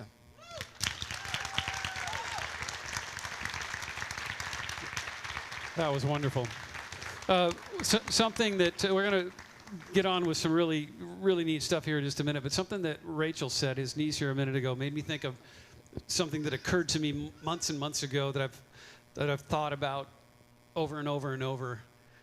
And she said Walt was her favorite uncle, right? How could he not be? Kayla, how could he not be your favorite uncle, right? How could he not be your favorite brother, Sally, Danny? How could he not be your favorite nephew? We started this band and we had the best time. He was Arch's favorite member. He was Albert's favorite member. Everybody that came to see us, he was the favorite person in that band. He was my favorite person. He was my wife's favorite person. To Walt Horan. On behalf of the entire family and Jean, thank you for coming today. I am so proud to announce No Promises.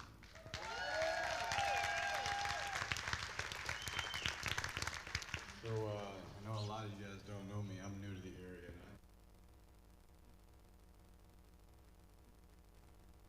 One time out at Bianchi Winery. And, you know, you guys are all proof that we live on. Because it's through all of you and hearing your stories that I've gotten to know. I am not usually ever nervous to perform, but Virgil, now I'm nervous.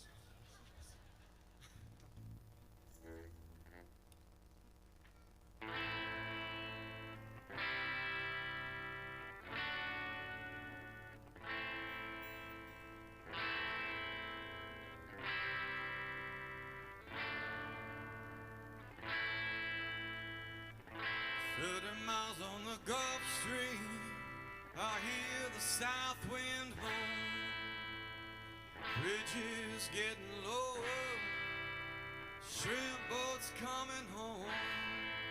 But the old man down in the quarter slowly turns his head and takes a sip from his whiskey bottle, and this is what he said.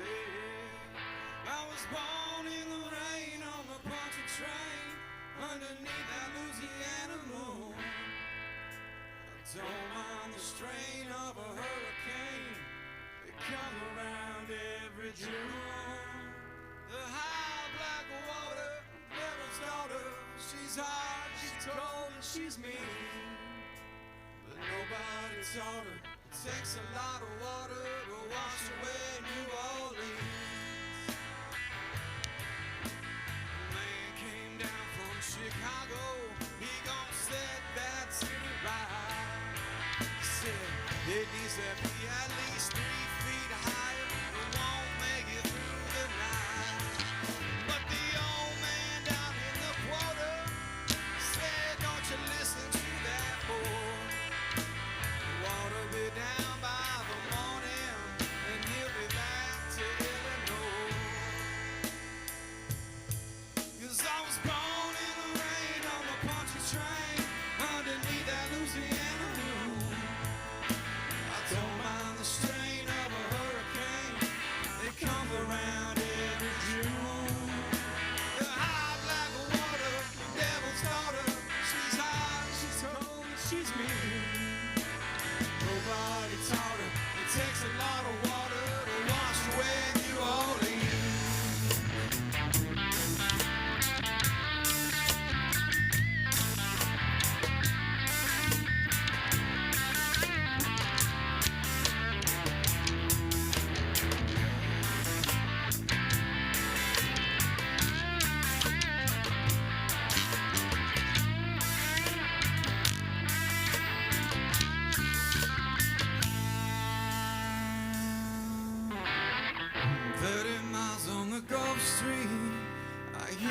South wind moan, bridges getting lower, shrimp boats coming home.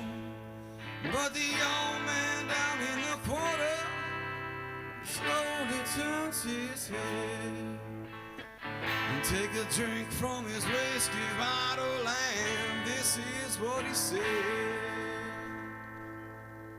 I was born in the rain on the punchy train underneath that Louisiana moon. I don't mind the strain of a hurricane. They come around every June. The high black water, the devil's daughter.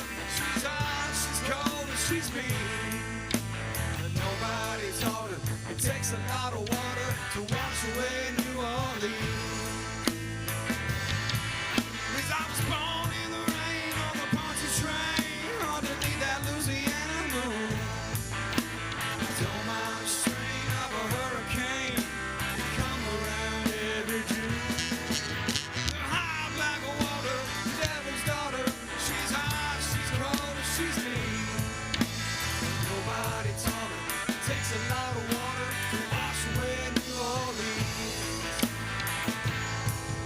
But nobody taught her it takes a lot of water to wash away New Orleans.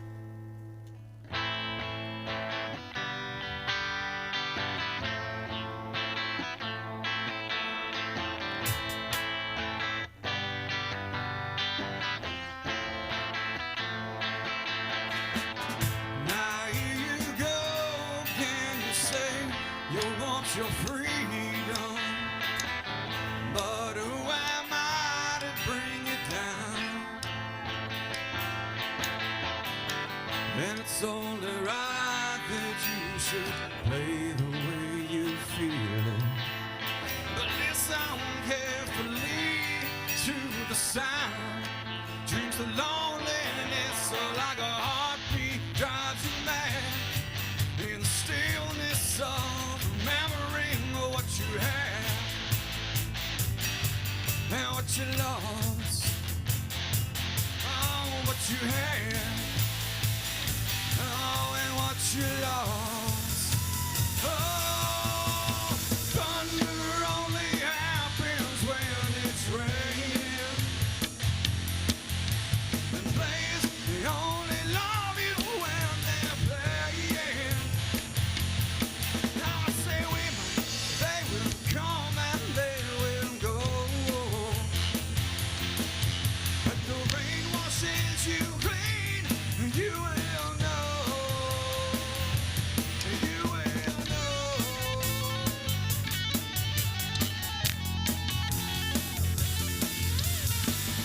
Now here I go again, I see the crystal vision.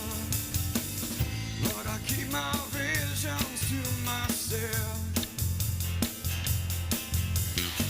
But it's only me who wants to wrap around your dreams. But have you any dreams you'd like to share? Dreams of loneliness are like a heartbeat drives you mad. In the stillness of remembering what you had. Oh, and what you lost. You know what you had and what you lost. The thunder only happens when it's raining. The players, they only love you when they're playing. Now women, they will come and they will go. When the rain washes you clean, you will know. Yeah, you will know.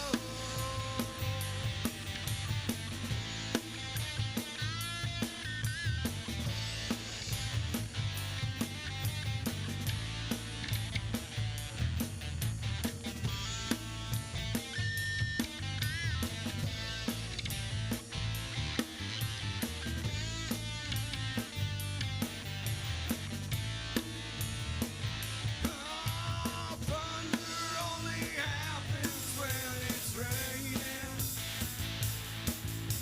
And players, they only love you when they're playing.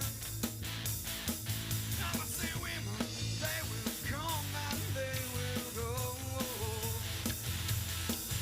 When the rain washes you clean, you will know. Yeah, you will know.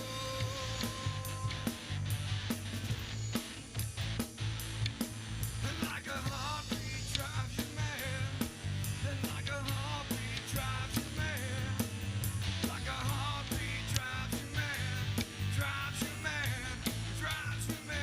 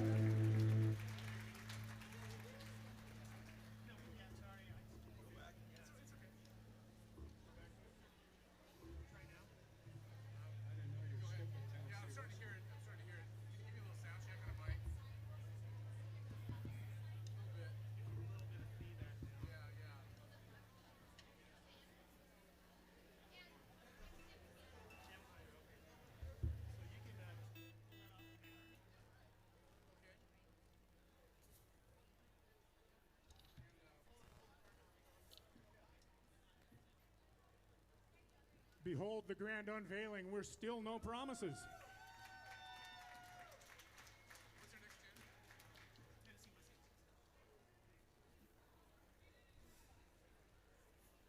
didn't know you guys were skipping Tennessee whiskey. Neither did we. You didn't either? No. Gotta keep you on your toes.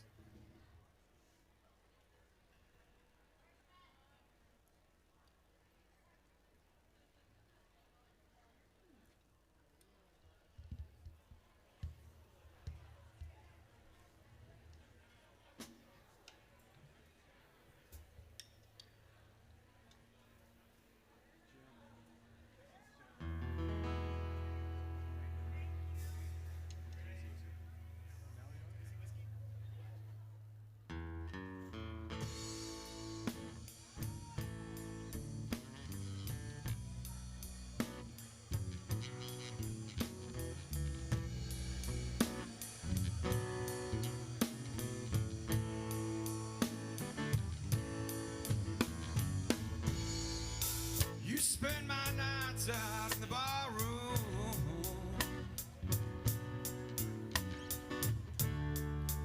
Liquor was the only love I've known.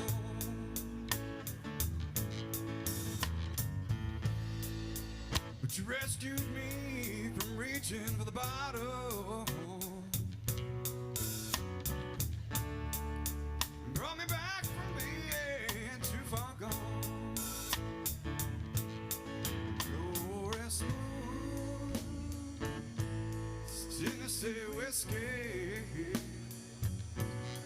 You're as sweet as strawberry wine. You're as warm as a glass of brandy.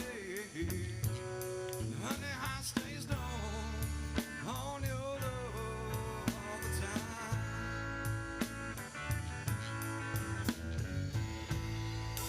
I've looked for love in all the same old places. On the bottom of the bottle, it's always dry.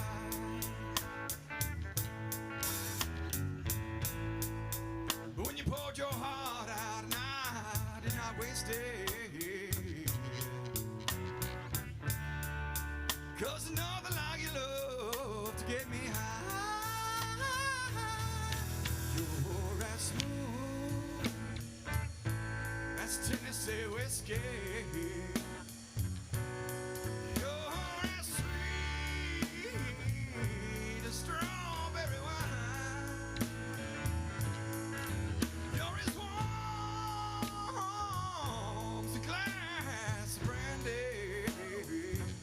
And honey, honey, I say stone on your love all the time.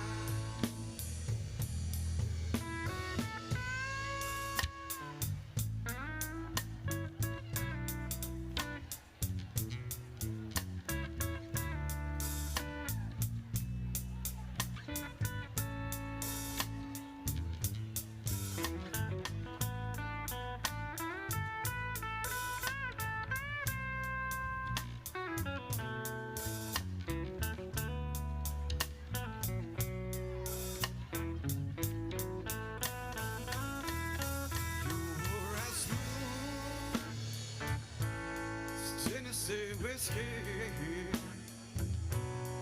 You're as sweet as strawberry wine. You're as warm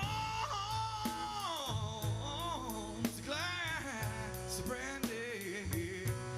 And honey, I stays down on your love all the time. You're as smooth as Tennessee whiskey. Tennessee whiskey. Tennessee whiskey. You're as smooth as Tennessee whiskey. Tennessee whiskey. Tennessee whiskey.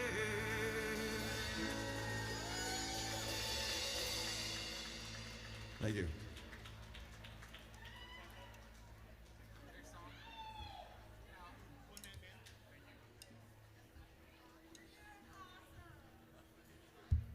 Thank you. You know, there's a ghost in the machine here. What's going on? Okay. Anyway, you know, a lot of people told a lot of great stories about Walt. You know, it's funny. I don't have any really great stories about Walt, but the moments that I have are ones that I'll cherish. For me, it was just moments that we shared on stage, locking eyes in the middle of a song, and just, you know, nodding at each other for a note well played or a note well hit vocally. Those moments I treasure all the time. And this next song is one that, for me, when I sing this song, I feel connected to Walt. I feel like I'm pulling some energy from him, comes through me. On this particular, now a lot of songs remind me of Walt. Pretty much everything we ever played with him will make me think of Walt. But this one is really something special to me.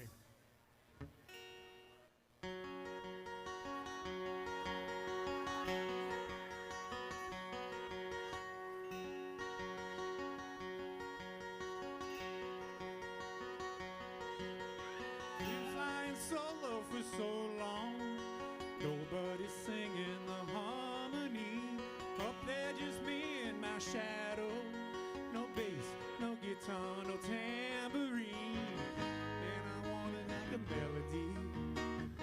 You were singing in the same key as me. We had them dancing in the streets. I don't want to be a one-man band. I don't want to be a rolling stone alone, putting miles on a rundown van. Maybe we can take our own show on the road. Carry the beat and carry the tune. We'll get tattoos and we'll trash hotel rooms. Honey, take my hand. I don't want to be a one-man band.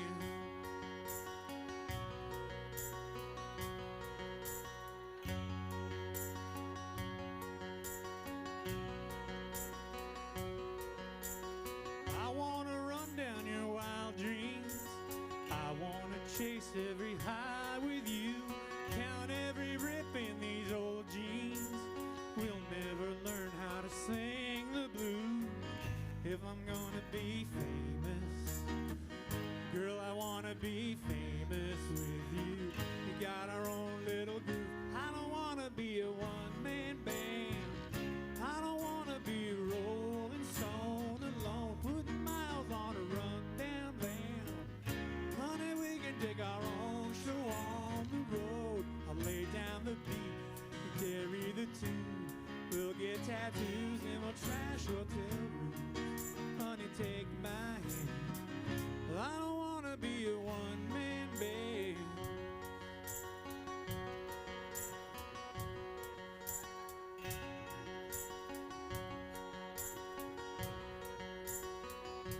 The spotlight goes cold, the curtains come down.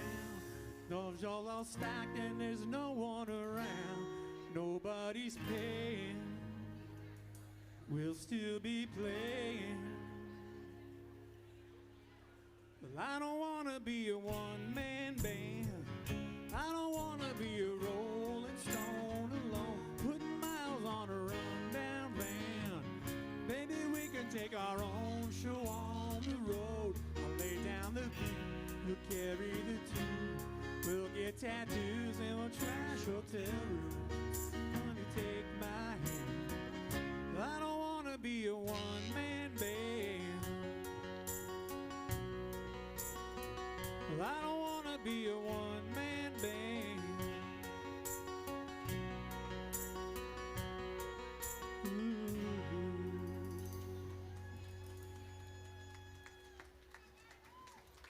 Go Cougs.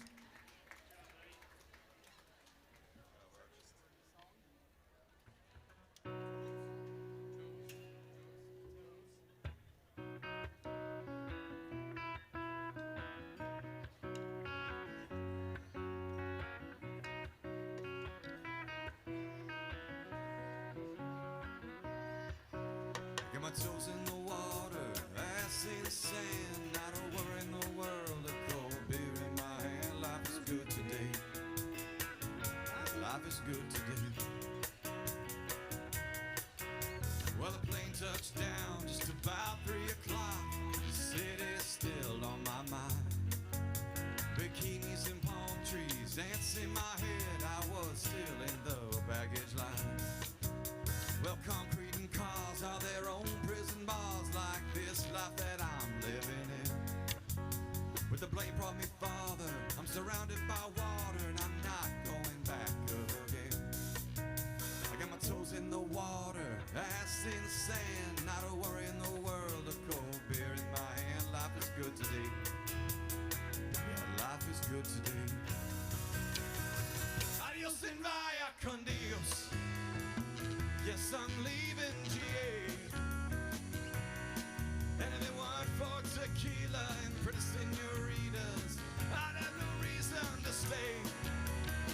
Adios and vaya con Dios. Yeah, I'm leaving GA.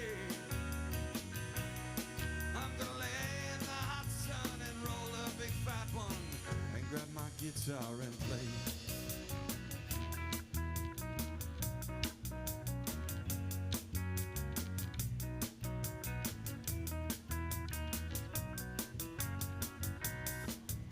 Well, the 4 days flew by like a drunk Friday night as the summer it drew to an end. And they cannot believe that I just couldn't leave, and I bid adieu to my friends. 'Cause my bartender, she's from the islands, her body's been kissed by the sun. And the coconut replaces the smell of the bar, and I don't know if it's her or the rum. I got my toes in the water, ass in sand, not a worry in the world, a cold beer in my hand. Life is good today. Yeah, life is good today. Adios and vaya con Dios, a long way from GA. Hey, all the muchachas, they call me Big Papa when I throw pesos their way. Adios and vaya con Dios, a long way from GA. Hey, boss, do me a favor and pour me the Jaeger. I'll grab my guitar and play.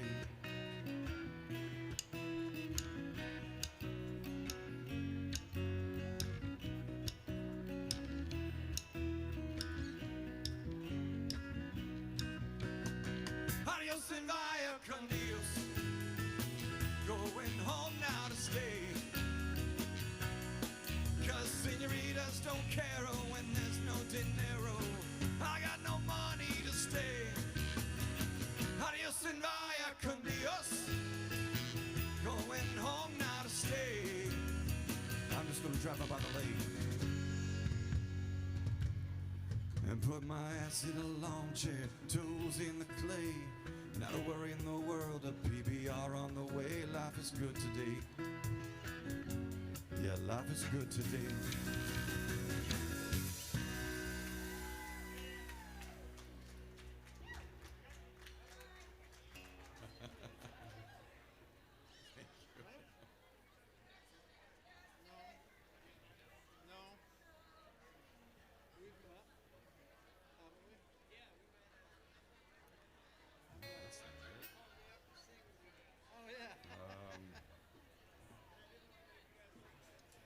You know, everybody talked about a lot of Walt's qualities, and it's funny because, you know, I only knew him for about a year.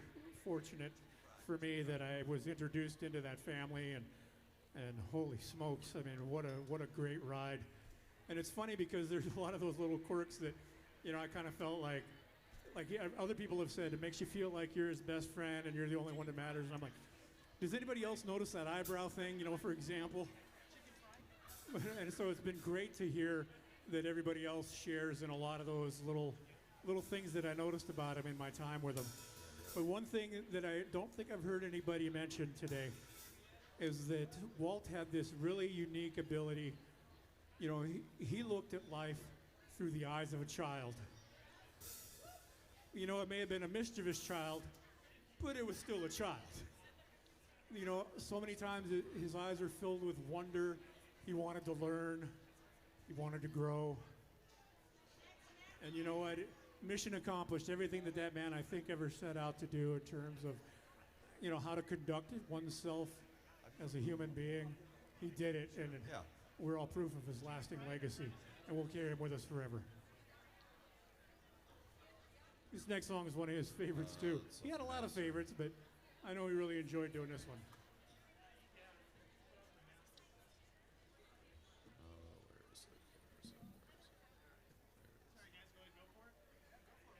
Yeah. Well, let me find it first.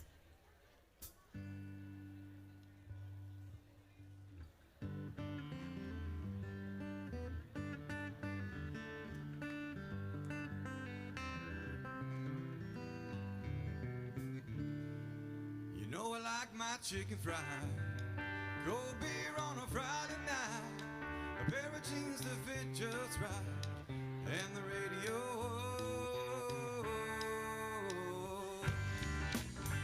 Plenty of room on the dance floor, people.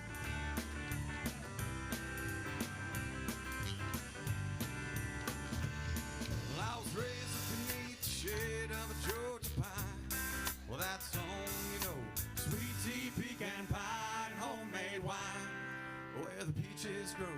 In my house, it's not much to talk about, but it's filled with love that's grown in southern ground, and a little bit of chicken fried.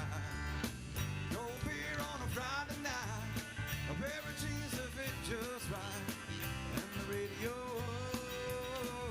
I like to see the sunrise. I see the love in my woman's eyes. I feel the touch of a precious child. I know a mother's love. Well, it's funny how little things in life that mean the most. Where you live, or what you drive, or the price tag on your clothes. There's no dollar sign on a piece of mind. This I've come to know. So if you agree, take a drink with me. Raise your glasses for a toast. Now let's get them all up in the air and do a proper toast for Walt. Here's the Walt.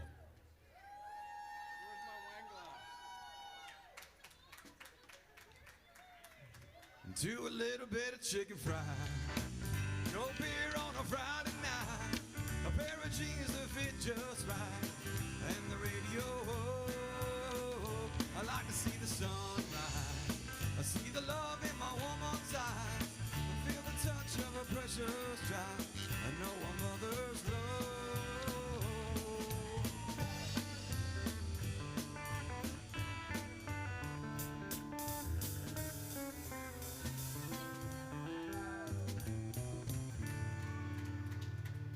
Thank God for my life, for the stars and stripes. May freedom forever fly. Let it ring. Salute the ones who've died, the ones who give their lives, so we don't have to sacrifice all the things we love. Like our chicken fried, cold beer on a Friday night, a pair of jeans that fit just right, and the radio. I like to see the sunrise, see the love in my woman's eyes. I feel the touch of a precious child. I know a mother's love. You get your little chicken fried, cold beer on a Friday night, a pair of jeans that fit just right, and the radio. Like to see the sunrise, see the love in my woman's eye. I'm a precious child, I know a mother's love.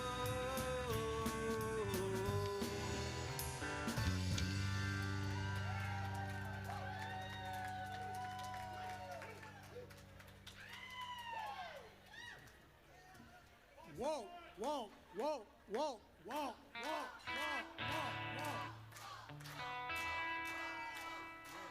Let him hear you.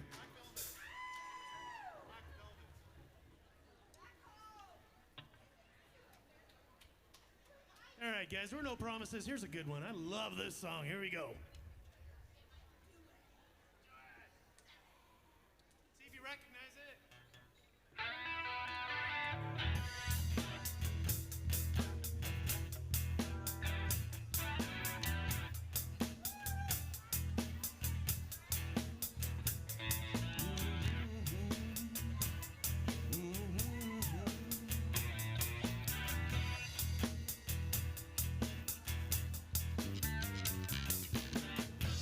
Mississippi in the middle of a dry spell. Jimmy Rogers on the Victrola up high.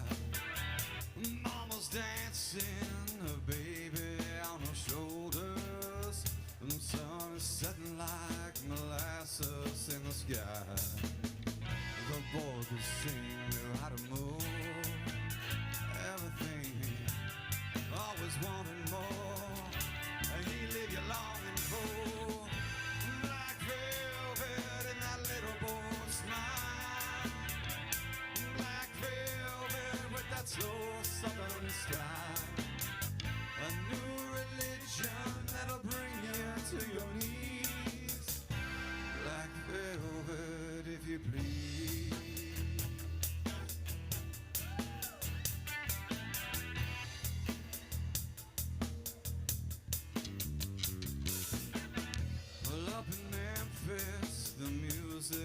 a heat wave, white lightning, bound to drive you out. Mama's babies in the heart of every schoolgirl. Love me tender, leaves them crying in the aisles. The way he moved, it was a sin, so sweet and true. Always wanting more, and he leave you longing for black velvet and that little boy's smile. Black velvet with that slow southern style. A new religion that'll bring you to your knees. Black velvet, if you please.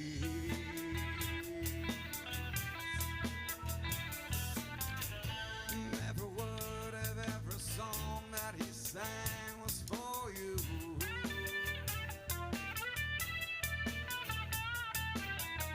But in a flash he was gone. It happened too soon. What could you do?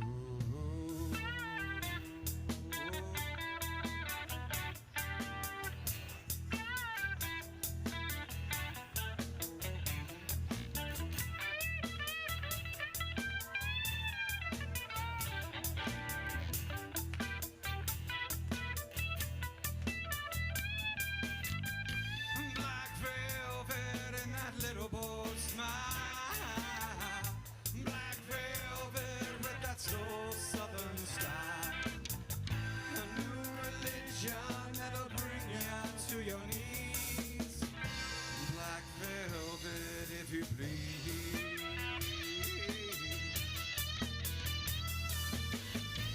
Black velvet with that little boy's smile. Black velvet with that slow southern style. A new religion that'll bring you to your knees. Black velvet, if you please.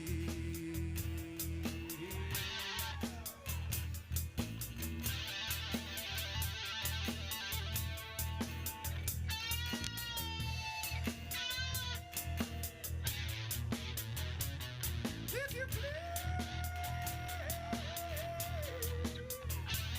If you please. If you please.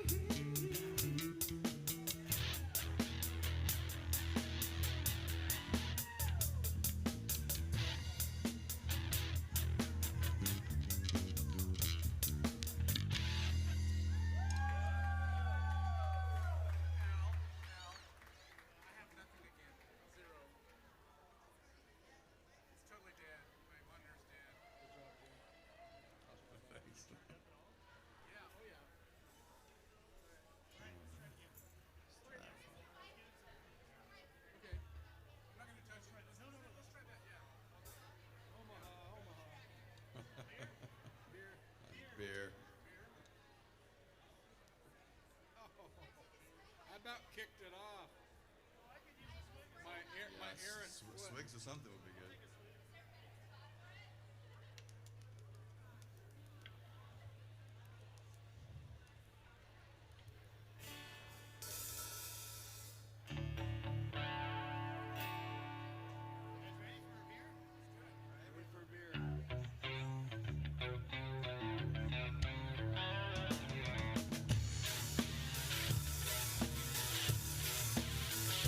I've had a largemouth bass bust my line. Couple beautiful girls tell me goodbye. Trucks break down, dogs run off. Politicians lie, getting fired by the boss. It takes a one hand, count the things I can count on. There ain't much there, ever let me down. But long neck high Scovia never broke my heart. Like diamond rings and football teams that tore this boy apart. But a neon dream just dawned on me that balls in this guitar. And a long neck high Scovia never broke my heart.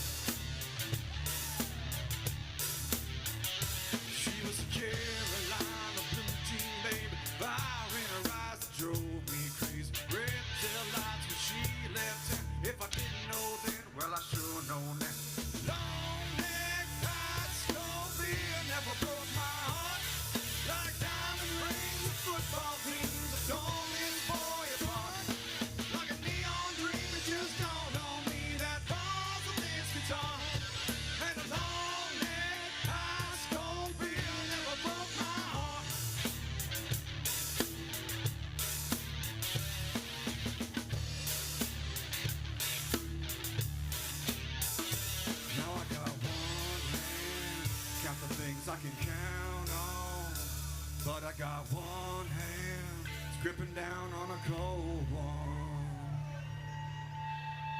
'Cause long neck ice cold beer never broke my heart like diamond rings of football teams torn this boy apart.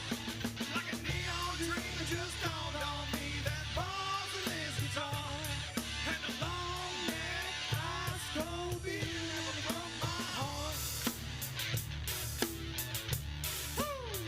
Never broke my heart.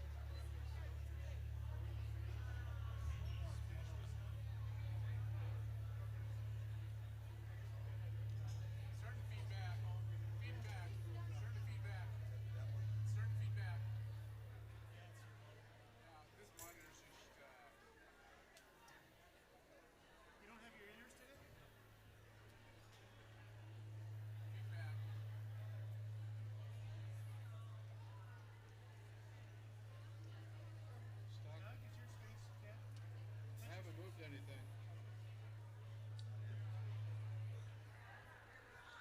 I just turn my volume down. If you can turn yours up, maybe. I don't know. My volume's down. I think it's because you got to point it up at the mic. It could be. It could be. You know what? How you doing? Let's try that. That might work. Nice. How's it going?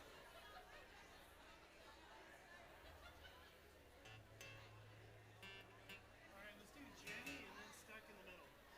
Jenny first. All right, guys, we are No Promises, and as you know, thanks for hanging with us, and what a day celebrating Walter. I tell you what, we got 2 more songs, and then we got a big surprise if you have not heard. So Walter's band from high school, High Risk, is in the house, and they're going to be up here playing a couple songs for you, and these guys are awesome. G-double-O good. What? G-double-O good. I mean really good.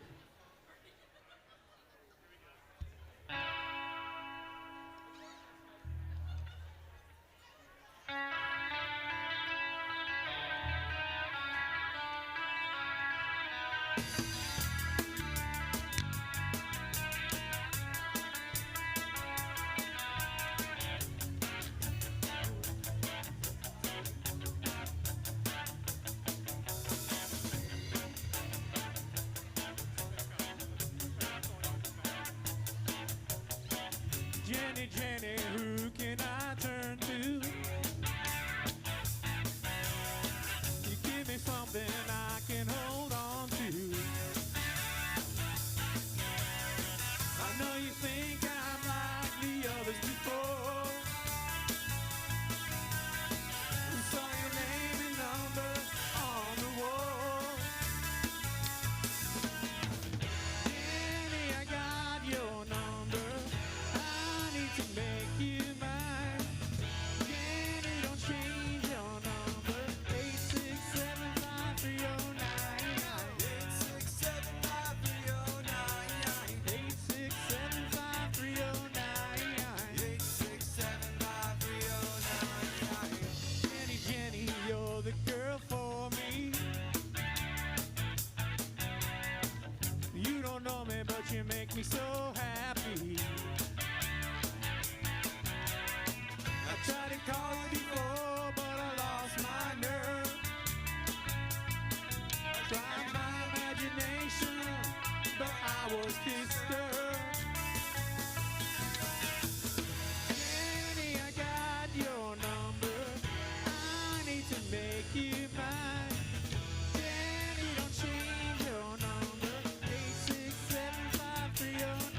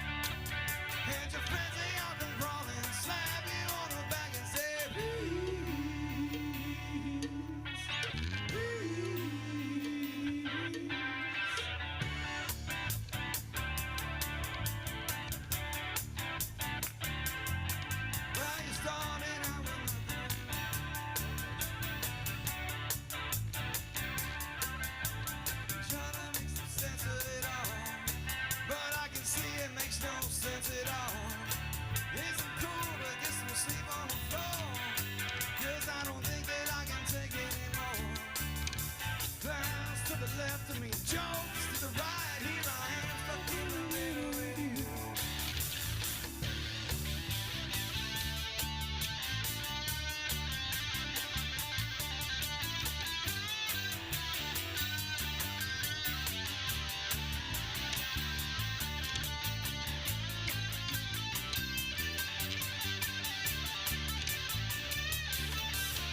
Started out with nothing and you're proud that you're a self-made man. And your friends, they all come crawling, slap you on the back and say, please,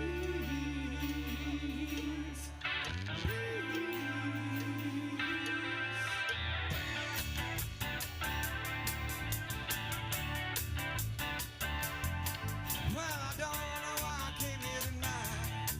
I got the feeling something ain't right. I'm so scared in case I fall off my chair. And I wonder now I'll get down the stairs. Clowns to the left of me, jokers to the right. Here I am, stuck in the middle with you. Yes, I'm stuck in the middle with you. Stuck in the middle with you. Here I am, stuck in the middle with you.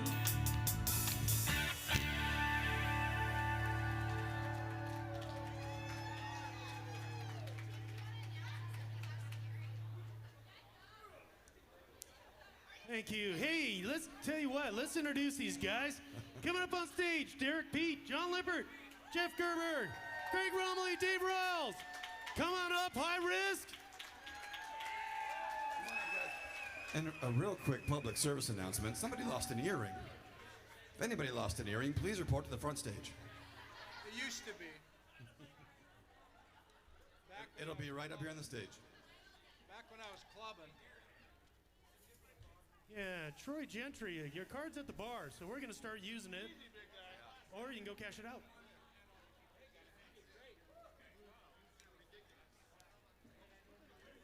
Hey, Kim.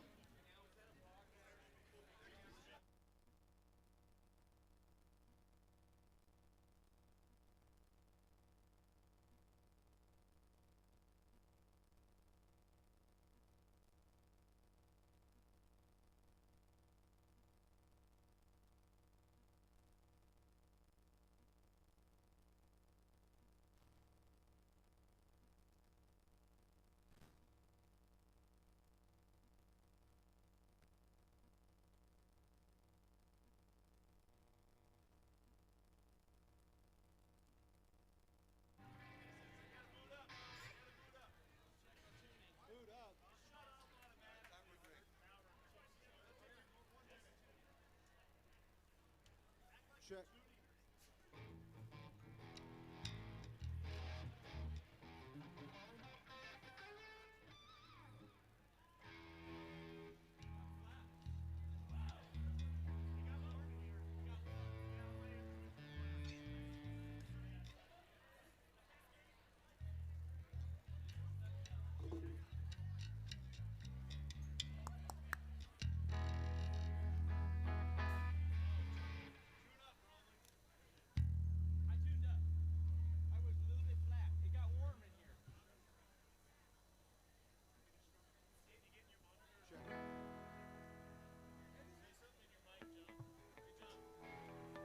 Check one. Check.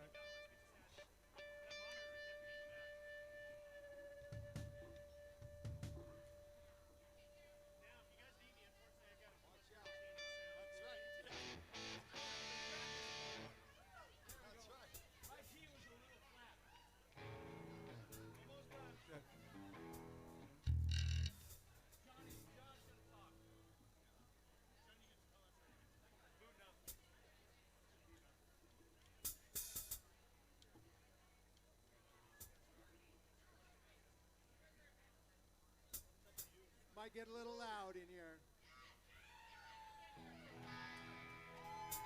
All right. This is for the whole Horan family. I mean, that whole clan is incredible. You guys ready to rock? You're not ready to rock? Trying to get the monitor going. Check, check, check, check. There's power on it. I can see it. Hello, hello, hello, hello, hello. Check one.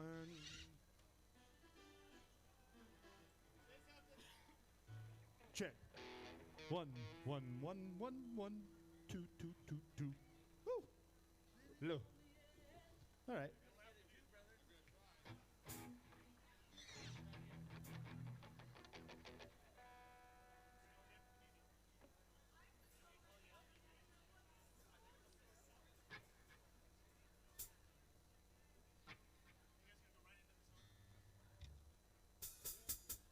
Ladies and gentlemen, my honor to present High Risk.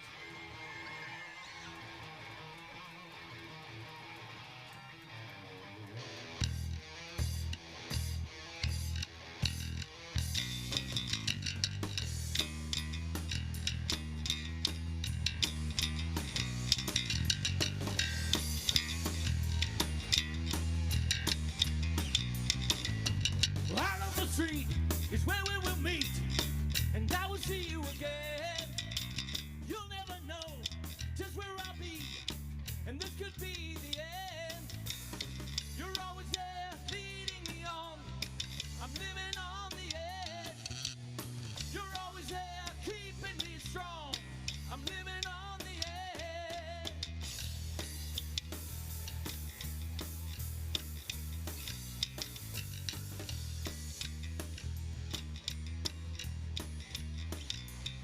It's where morality ends. You will begin to live again. Turn my way, I will be there, and I will be your friend. You're always there, keeping me strong. I'm living on the edge. You're always there, leading me on. I'm living on the edge. Come on!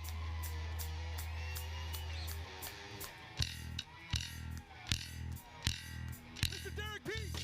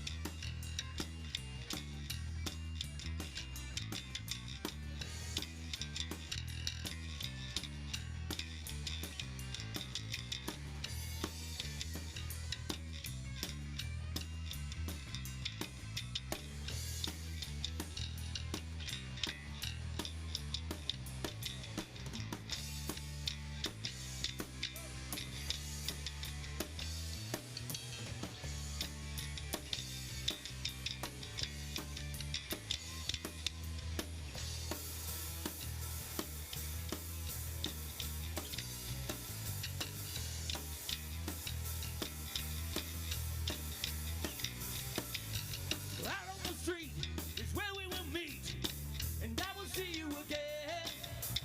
You'll never know just where we'll be, and this could be the end. You're always there, leading me on. I'm living on the edge. You're always there, keeping me strong. I'm living on the edge. I'm living on the edge. I'm living on the edge. I'm living on the edge.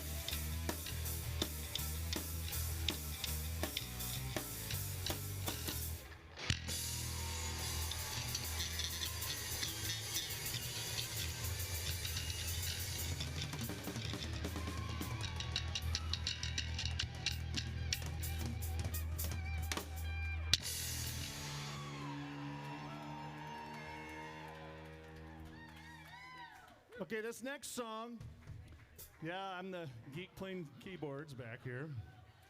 We used to end the nights. Walt would sing this one, and so I thought it was appropriate for us to do this next one. So I hope you enjoy it. After Derek.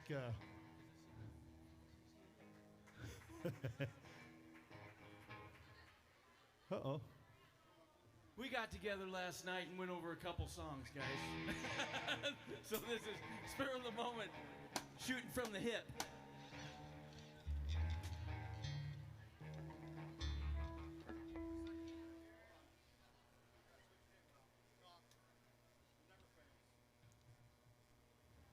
Marty, the life of you. Because you got it so damn hot on that solo. That's right.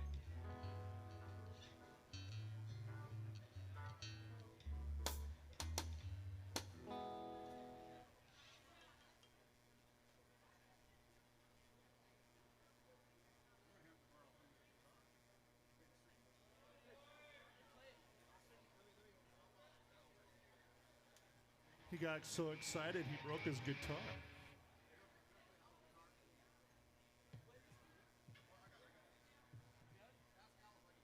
Hey Al, can you borrow your guitar?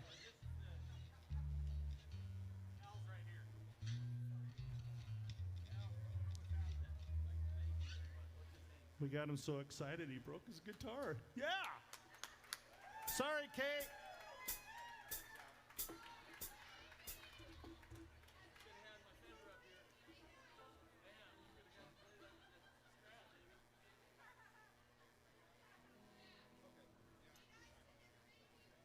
This always happens. It's a good thing. Guitar players. Sheesh.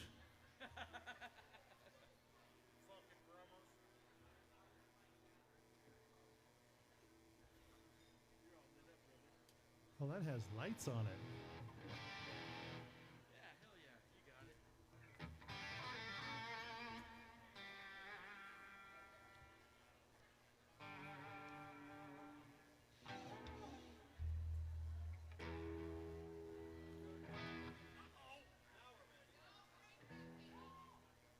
Okay. Like I said, this is the one that Walt wanted us to end the nights with, so here we go.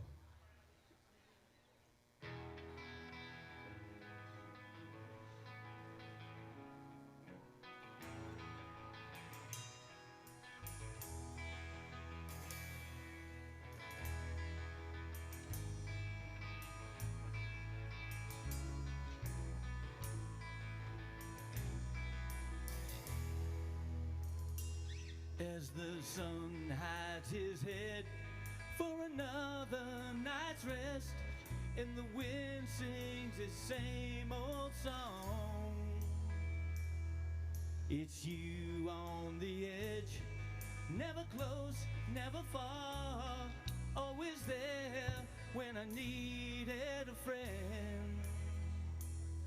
But it's hard living life on this merry-go-round, always up, always down, spinning round and round and round.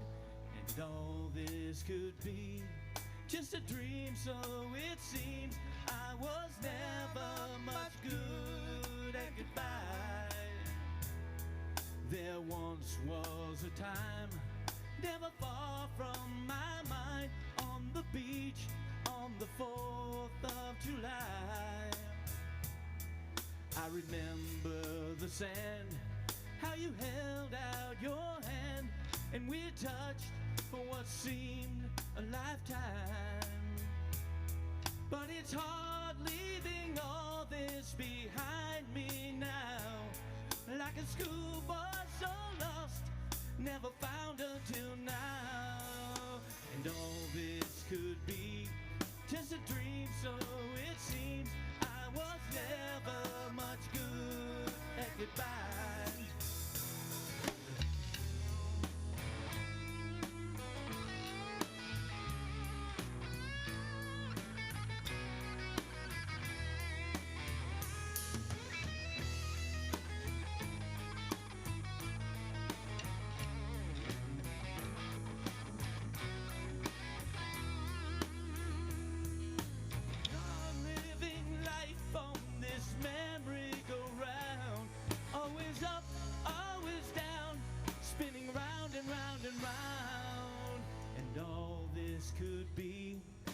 dream, so it seems. I was never much good at goodbye. And all this could be just a dream, so it seems. I was never much good at goodbye. Goodbye.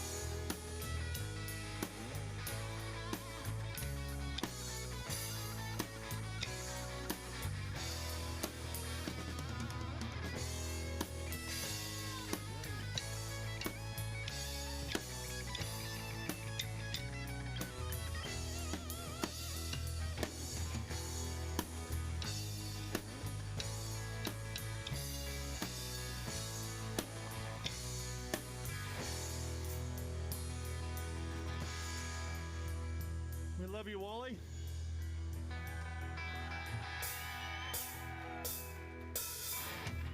I love these guys too.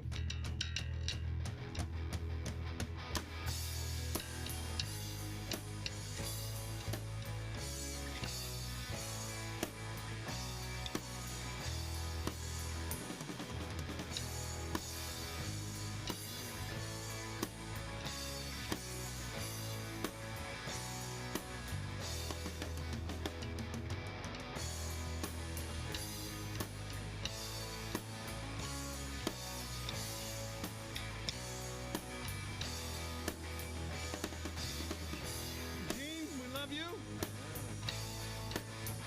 I'd like to thank Craig and Dave Riles for fitting in with us. It was our honor to come back and play.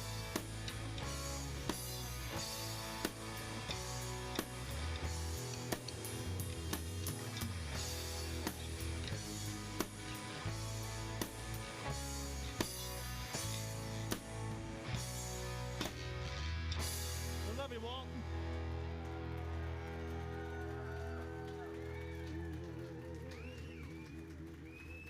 Thanks, Albert. Thanks, No Promises.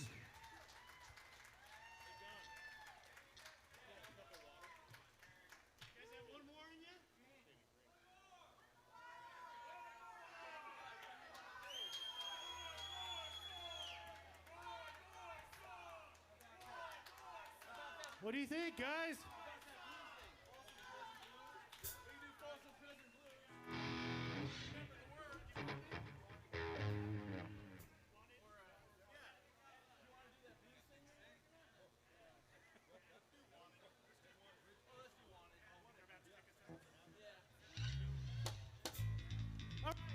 We're going to finish it up with Wanted Dead or Alive.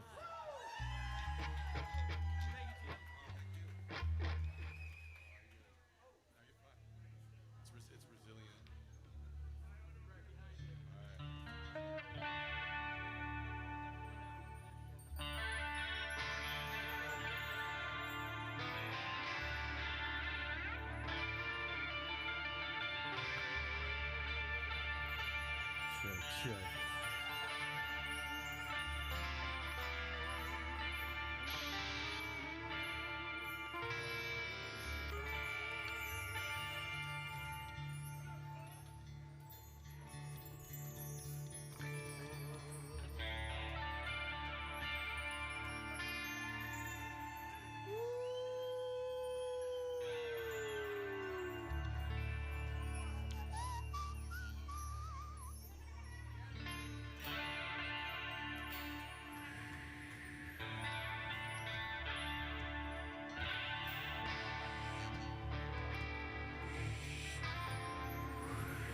I always remember Walter singing this song, so I hear this, Walter more than Bon Jovi.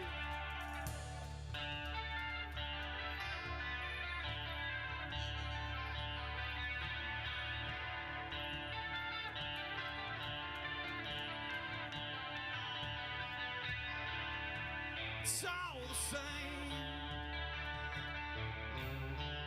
It is all the same.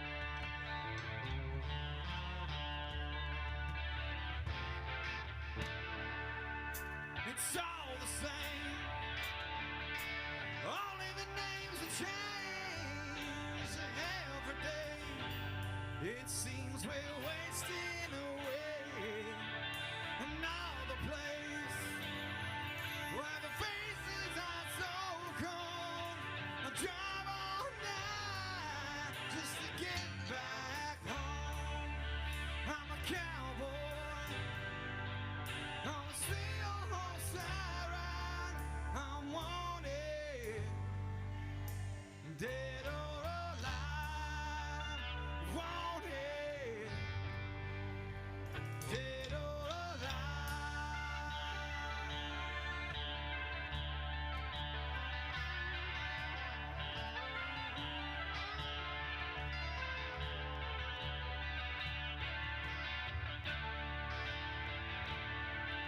Sometimes I sleep, sometimes it's not for days. People like me always go their separate ways. Sometimes you tell the day by the bottle that you drink. Sometimes when you're alone and all you do is think.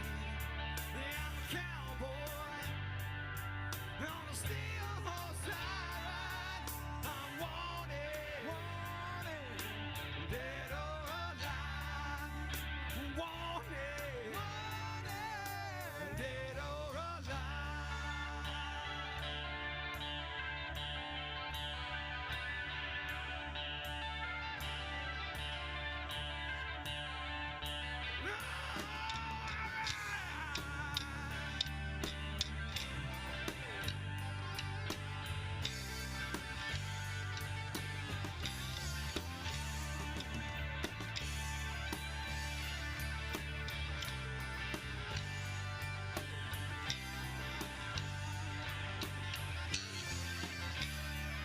Yeah, I'm a cowboy on a steel horse I ride.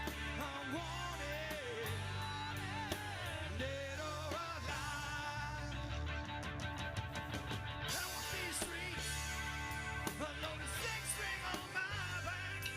I play for keeps, 'cause I might not make it back. I've been everywhere, still standing tall. Seen a million places, and I rock them all. Yeah, I'm a cowboy on a steel horse I ride. I'm wanted, dead or alive. Yeah, I'm wanted, dead or alive.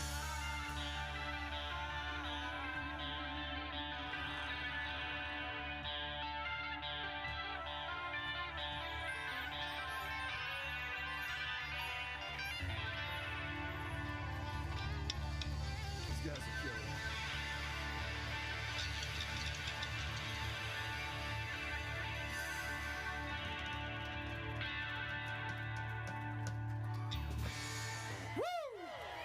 Here's to Walt. Here's to all of you.